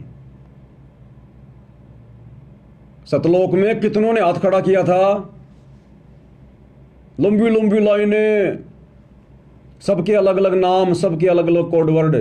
परमात्मा ने क्या कहा कि बच्चों, जिन जिन ने हाथ खड़े कर दिए ना, सबके नंबर मेरे कंप्यूटर में आ गए। अब मैं अपने हिसाब से भेजूंगा। तो ना तो पवन दास कुछ कहेगा किसी के बारे में, ना तो मैनेजमेंट के बारे में कि गुरुजी इन्होंने ये कर दिया, वो कर दिया। मैं गधा हूं, मैं मूर्ख हूं जो संतर्यामी भगवान को बताऊंगा जो उन्हें मालूम नहीं होगा। और ना भाई वो भगवान किसी के आगे अपना रोजना रोएगा कि तुमने ये क्या किया, वो क्या किया। वो तो भैया उसके कंप्यूटर में आ गया। जो जैसा कर रहा है उसके कंप्यूटर में रोज एक फैक्स आ रहा है, रोज। जैसे गुरुजी कहते ना कि तुमने यहां जो दान कर दिया, अब वो तुम्हारा नहीं रहा, वो तुम्हारे अंतःकरण में फैक्स हो जाएगा, मैसेज चला जाएगा। जैसे हम लोग बैंक में पैसा जमा कराते हैं, तुरंत हमारे पास में मैसेज आ जाता है बैंक से कि आपके इतने पैसे जमा हो गए। उस भगवान के द्वारा दी गई विज्ञान जब इतना सब कुछ कर रही है, तुरंत आपको मैसेज भेज रही है। तो हम सारा जीवन में क्या कुबद कर रहे हैं, क्या कर रहे हैं, क्या हमारी सोच है, क्या उस भगवान के कंप्यूटर में नहीं जा रहा? क्या वो पुराना सत्संग तो दास ने आपको सुनाया था 4-5 दिन पहले, जिसमें गुरुदेव कह रहे थे कि यहाँ से नाम लेके चले जाएंगे, फिर अपने आड़ोसी पाड़ोसियों के दबाव में आ जाएंगे, ये तने माता नहीं दो कि तने वो गुग्गा नहीं पूजा, वो फलाने का वो मर गया था, वो मर गया था। वो दबाव में आकर वो माता धोख लेती हैं और क्या सोचती हैं, महाराज जी ने के बेरा पाटेगा, गुरु जी ने के बेरा पाटेगा, माता भी धोख लेती हूँ। तो गुरु जी क्या बोले कि महाराज जी ने तुम्हारे अंतःकरण में एक सॉफ्टवेयर फिट कर रखा है, महाराज जी के पास तो रोज तुम्हारा फैक्स आ जाता है कि तुमने क्या क्या मर्यादा तोड़ी। तो वही तो महाराज है। तो सतगुरु रामपाल जी को तो भाई बताने की जरूरत नहीं है, वो तो एक लीला करते हैं पूछने की, बताने की, बेटा कहाँ से है, तेरा क्या नाम है, लीला करते हैं मालिक। तो भाई और बहनों समझो अपने परमात्मा को, ये खाली एक गुरु नहीं है, खाली एक संत नहीं है। गुरु तो यहाँ बहुत हैं, संत यहाँ बहुत हैं, साधु यहाँ बहुत हैं, लेकिन परमात्मा यहाँ कोई नहीं है सृष्टि में इनके अलावा। ये परमेश्वर है, पूर्ण ब्रह्म परमात्मा है, असंख्य ब्रह्मांडों का राजा है, जिसकी भनक भी नहीं या किसी को भनक भी।